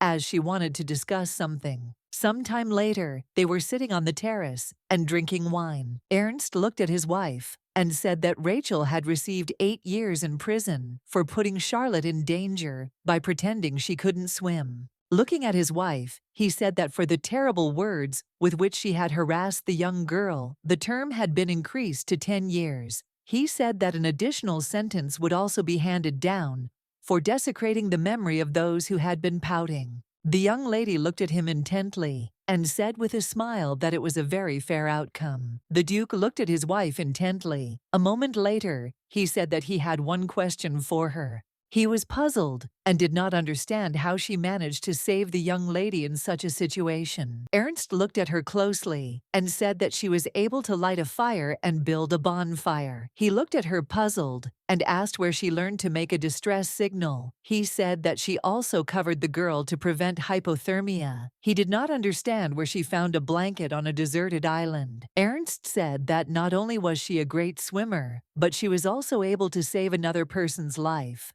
even though she belonged to the powers of the day. He wondered if it was all because of the gift of prophecy. He remembered how she said, with a smile, that she would not die. He said that earlier, she herself said that she would not die, and he wondered if it was because of the gift of prophecy. He looked at his wife intently and asked if this meant that it helped her, that she knew the future. The Duchess hesitated and said that she had no predictions. She looked at him intently and said with a smile that she simply did not have time to hesitate in a dangerous situation, since the young lady could die. He was puzzled because he knew that his wife had done nothing wrong, and she had tried her best to save the nth lady. He looked at her intently and asked if she could really die. The young lady froze in place in bewilderment. She looked intently at her husband and asked what he was talking about. The Duke, in turn, shouted angrily and asked why she was so careless. He looked at her with fury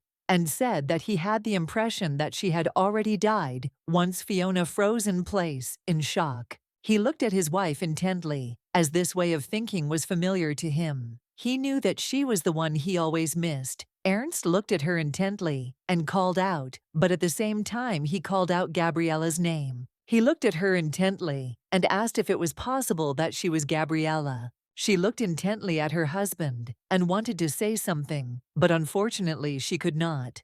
The Duke looked closely at his wife and asked her to give an answer. He hoped that she had died and ended up in the princess's body. The young lady looked at her husband. She was trembling and tried to tell him her name. She looked at him intently, but unfortunately could not utter her name. She was shocked because she knew he finally recognized her, but she still couldn't tell him the truth. He looked at her with fury and asked why she was silent. Since there was much evidence that he was right, he shouted and begged her to answer. The young lady, in turn, sat and cursed the shackles that prevented her from answering his question. She was furious because she could not tell him who she really was, and could not even nod. The Duke looked at the young lady with a grin, but said nothing. A moment later, he stood up from his chair and asked for forgiveness. He said that she must be very tired. He said that he had shown himself in a terrible way, and once again asked his wife for forgiveness. He sighed heavily and said that she reminded him of his late wife.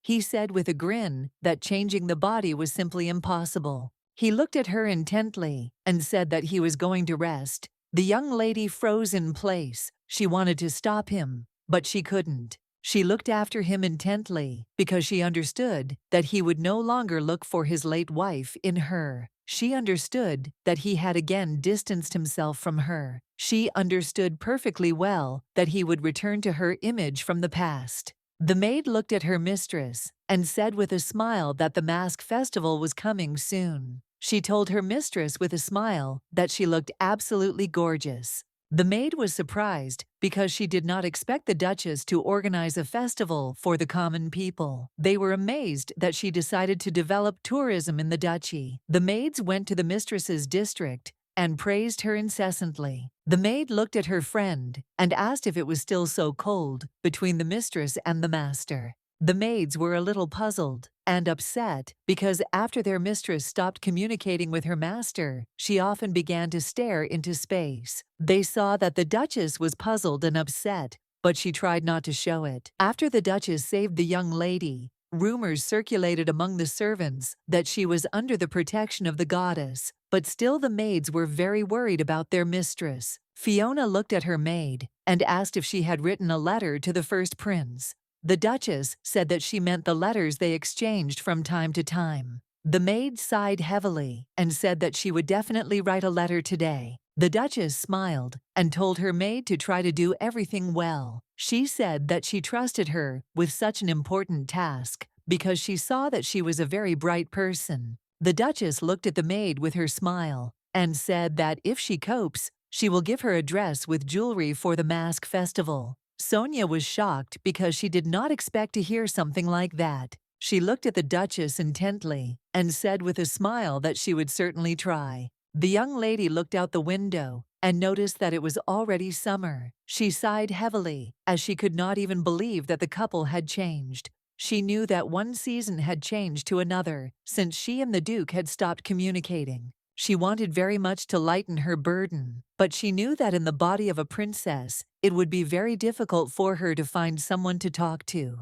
She knew that her two most faithful maids and one knight were next to her. She looked at the young people intently and asked if they wanted to hear something interesting. As she was very bored, she said with a smile that there was one couple who had entered into a marriage of convenience. She said with a soft smile that the husband treated his wife very well. Wherever they were, always thought about his wife and constantly brought her flowers. Looking at the man, everyone said that he was very caring. He constantly carried her in his arms and hugged her. His feelings were so sincere that he even helped her put on her shoes. He said that he wanted to know absolutely everything about her. Sonia looked closely at the Duchess. She was amazed by the story and said that the husband seemed to love his wife very much.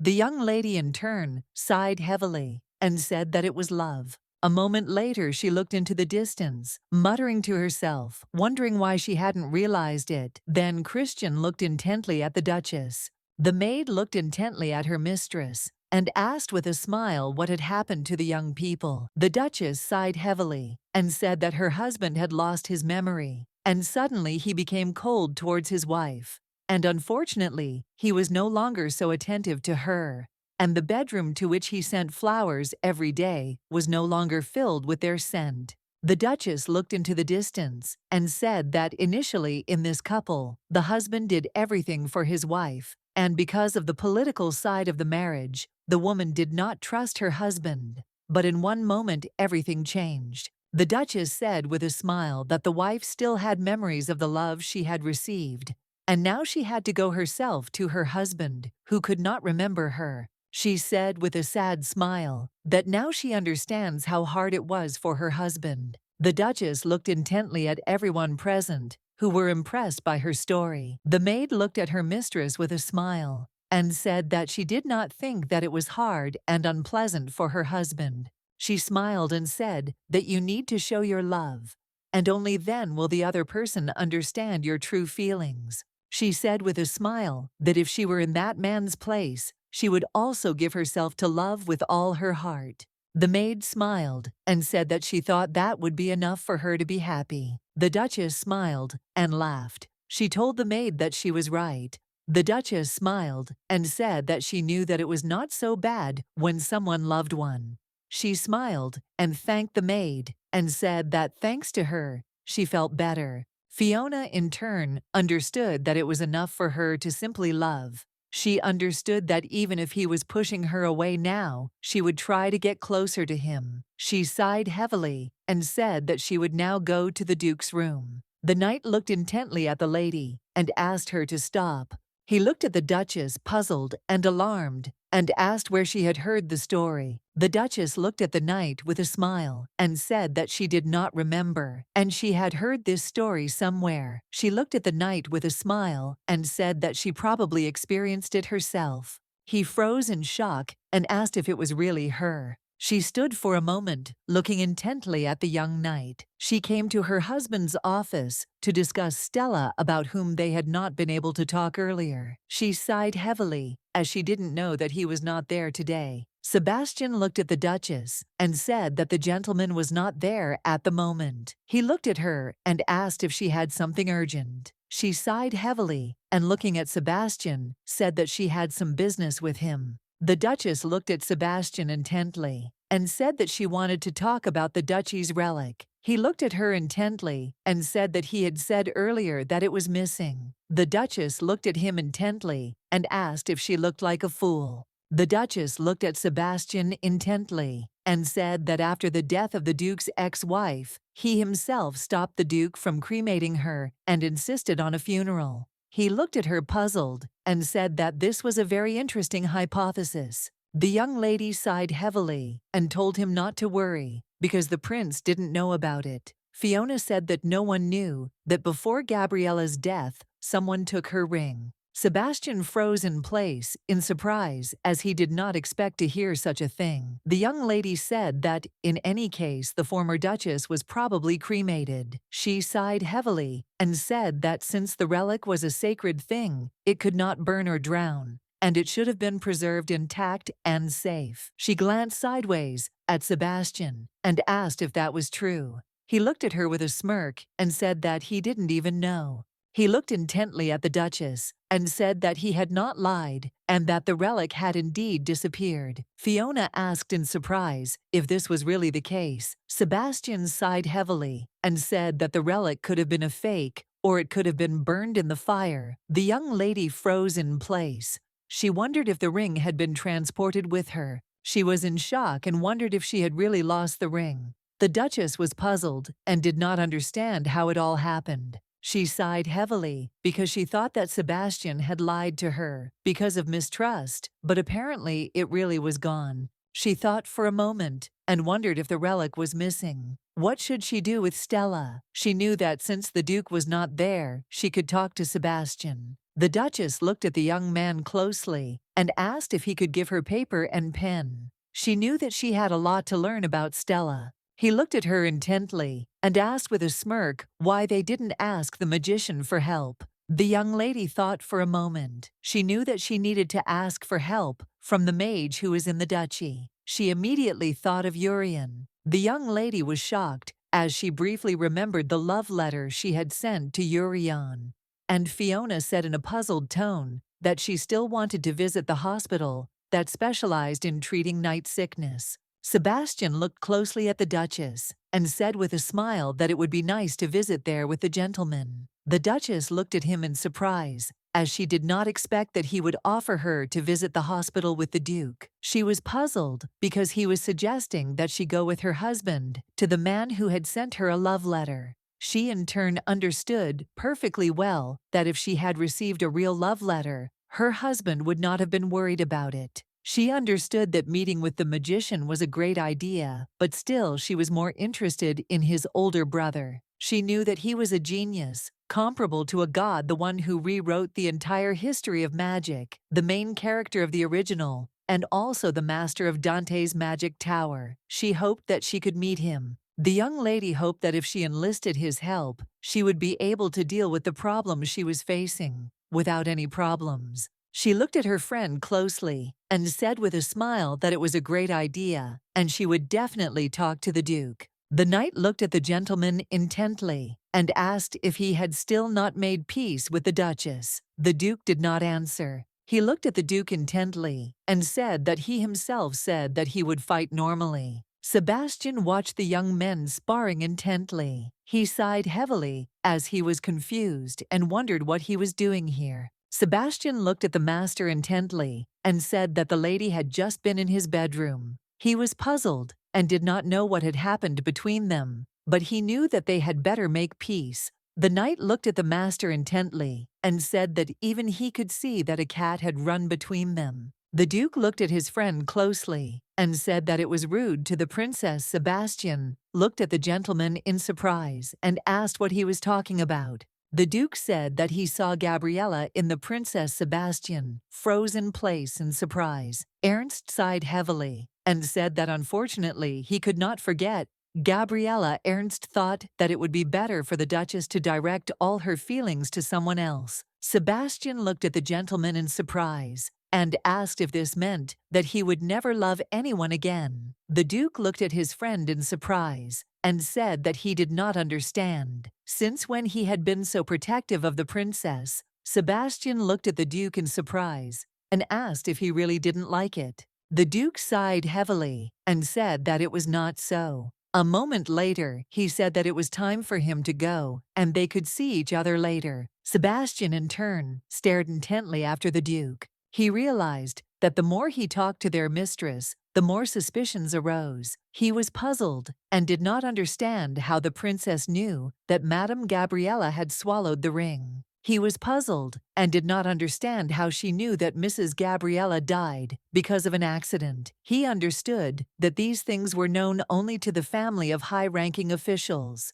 He did not understand how the lady of the day could know about them. He understood that the princess confidently asserted that he had persuaded the Duke to bury the body of Madame Gabriella only. He knew the contents of the last letter written by Madame Gabriella wrote that if she died, he should promise that he would do everything to take the relic. She wrote that if her husband refused, then he, Sebastian, her friend, the one who understood her perfectly, should do everything in the name of their friendship. He knew there was only one answer to this. He couldn't believe it, but he knew that Mrs. Fiona was actually Gabriella. He was puzzled and did not understand how this was even possible, since he knew that transmigration of souls does not happen. He understood that if he imagined that it did exist, then this became the only explanation for her behavior. He saw that the current Duchess was intelligent and wise, and not the stupid lady everyone was talking about, and she had successfully managed things as if she had already been in the duchy. He was sure that Fiona was Gabriella. He knew that he couldn't just say that the rumors about the princess were fiction, since he knew that it was impossible to lead people by the nose for so long. He assumed that the princess and the former duchess were one and the same person. He understood perfectly well that they were different people up to a certain point, but at one fine moment, the duchess became a princess. He understood that if this strange assumption of hers was true, then there was no point in suspecting or being wary of the young lady. Sebastian knew perfectly well that this would be an excellent chance for them, and in this way they could easily get rid of the first prince. The Duke was a little puzzled, as he had wanted to take a short walk, but had ended up staying up all night. He looked into the distance in surprise and saw an owl wearing a red scarf. He understood perfectly well that Owl had brought him an urgent letter from Guyon. The Duke, in turn, learned from the letter that the man who had approached the leader of the pirates was not the first prince, but the second Prince Wilhelm. And unfortunately, his target was precisely the Duchess. The Duke, in turn, was furious and thought that apparently the prince really wanted to die. He thought that the prince was just an idiot. He understood that if they killed the first prince, the second prince would easily ascend to the throne.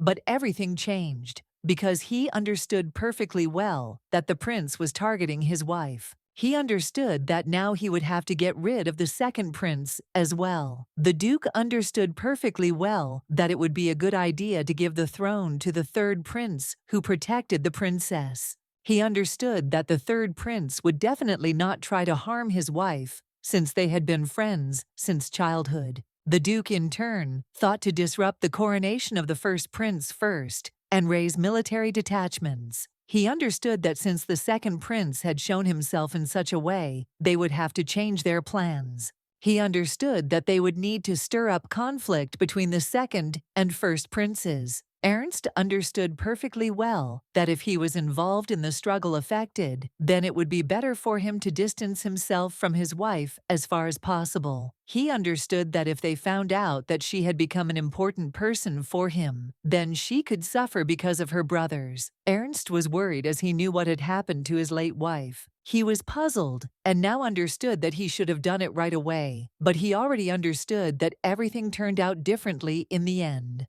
He was puzzled because he realized that he had not been able to push her away completely, and unfortunately, he had not been able to forget his former wife. Ernst was angry with himself because now he realized that he had simply wasted his time. He was shocked, and he understood that his wife was the first in everything for him. He remembered how she, with a radiant smile, told him to sign a contract with her.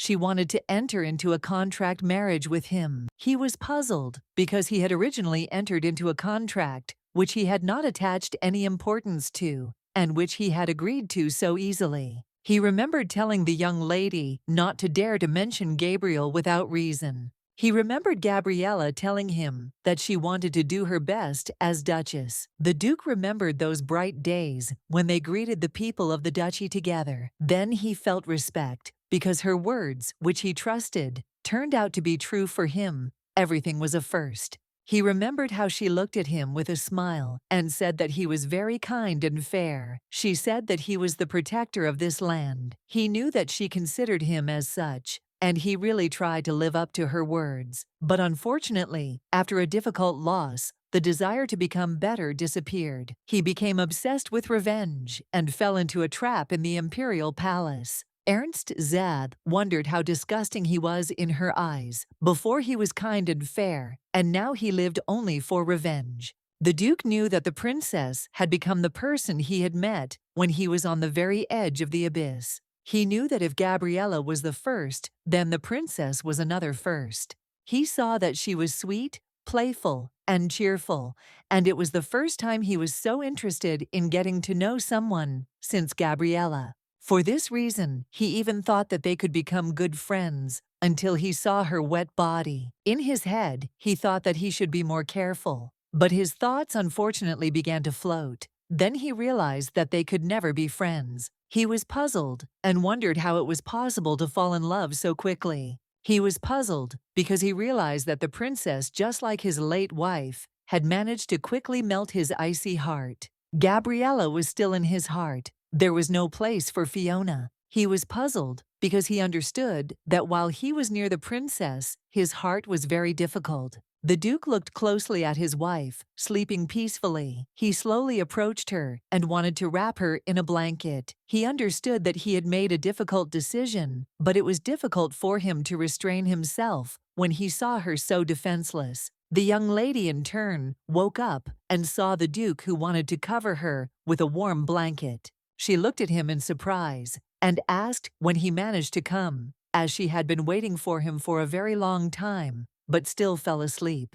He looked at her in surprise and asked if she really had something to say to him. The Duchess looked intently at her husband and said that she had a request. She asked if he could go with her to the night sickness hospital, as she wanted to check the results of the tests. He looked closely at his wife, because he understood that the head of the research team was a madman who sent her love letters. But in turn, he understood that if she had a loved one, she would definitely be happier than she was now. The Duke looked at his wife intently and said that, unfortunately, he had a lot to do, so that was unlikely. The young lady was surprised, but a moment later she said she understood him. He looked at her intently and said she would be better off that way. She looked at him in surprise and asked what he was talking about. The Duke looked at his wife intently and said that for her own good, she should find herself a loved one. She froze in surprise. Looking at her husband a moment later, she asked what he was talking about.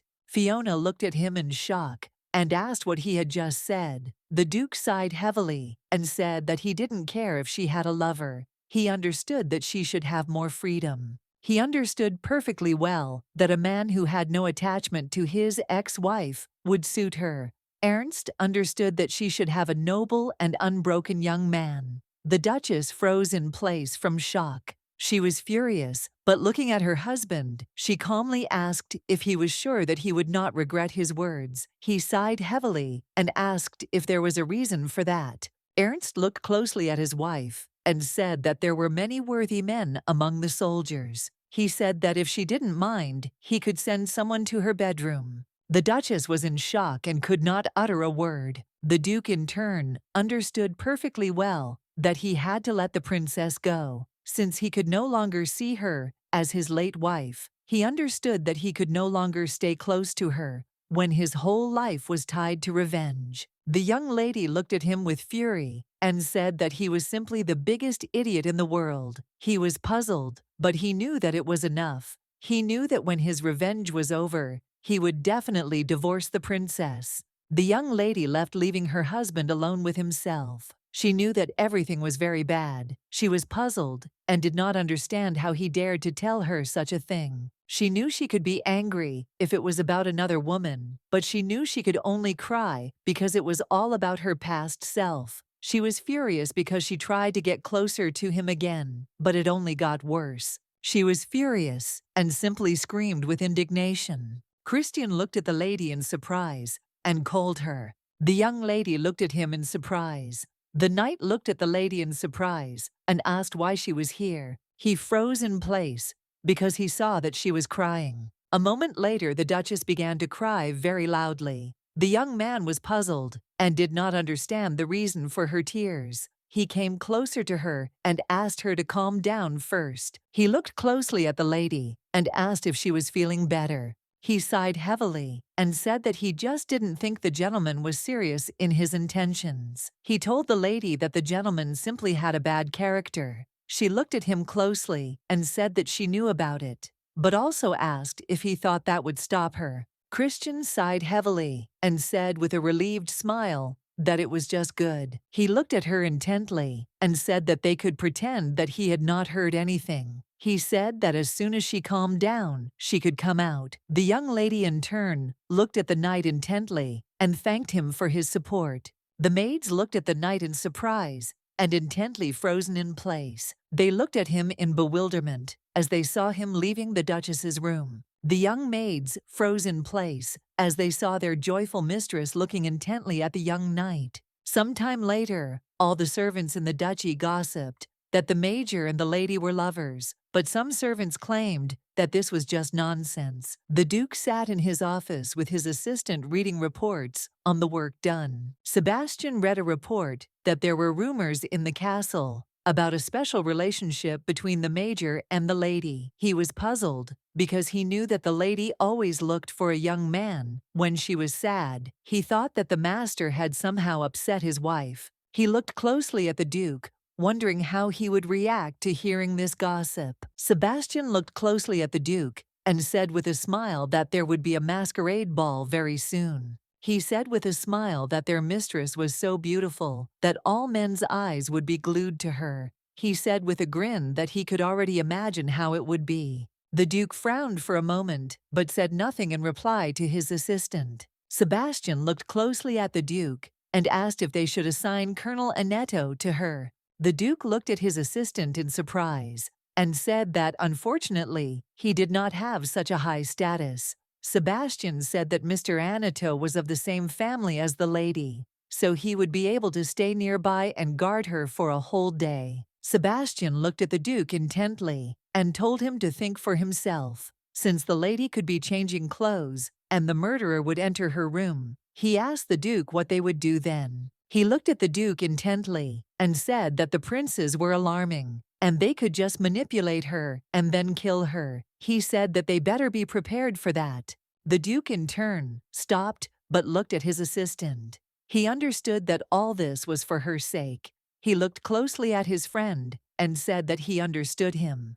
And also, it was necessary to give the order to the colonel. He understood that for the sake of her life, one could go to great lengths. The Duke looked closely at his assistant and said that they needed to find another job for her current personal knight, as they needed someone who could deliver the cargo to the capital. The Duke said that he would send evidence of the second prince's cooperation with other countries to the first prince. He said with a grin that he would send the documents revealing the first prince's corruption to the second prince, and all that would be left for them to do was wait for them to attack each other. The lady in turn slowly sipped her tea. Charlotte looked at the Duchess and said with a smile that there was a prize for the best couple at the masquerade ball. She smiled and said that awards are given to couples who are most compatible with each other. Charlotte said with a smile that Hild often won awards for best men's suit. The prince looked at the young lady in surprise and asked what about the other men. The young lady said with a smile that he was the coolest of them all. She said with a smile that she would not marry a man who was less handsome than him. The prince, in turn, sighed heavily as he was struck by her logic. The lady looked intently at the Duchess. Charlotte asked the Duchess if she was okay, as she looked very thoughtful. Charlotte said that many people were worried about the ball. The Duchess looked at the girl closely and said that it was time for her afternoon nap. The Duchess asked Charlotte if she wanted to go on holiday. Some time later, Charlotte was sleeping quietly on the Duchess's lap. The prince looked intently at the Duchess and said that she must tell him everything already. The young lady looked at the prince in surprise and asked him what he wanted to know. He said that he wanted to know the reason why she was crying. He looked at her intently and asked if it was all because of the Duke. He looked at her and said that he could be very angry with the Duke. The young lady looked at him intently and thanked him for his concern and also called him brother. The prince, looking at the Duchess, told her not to call him that since she was not his sister. The Duchess froze in place from shock since she did not expect to hear such a thing.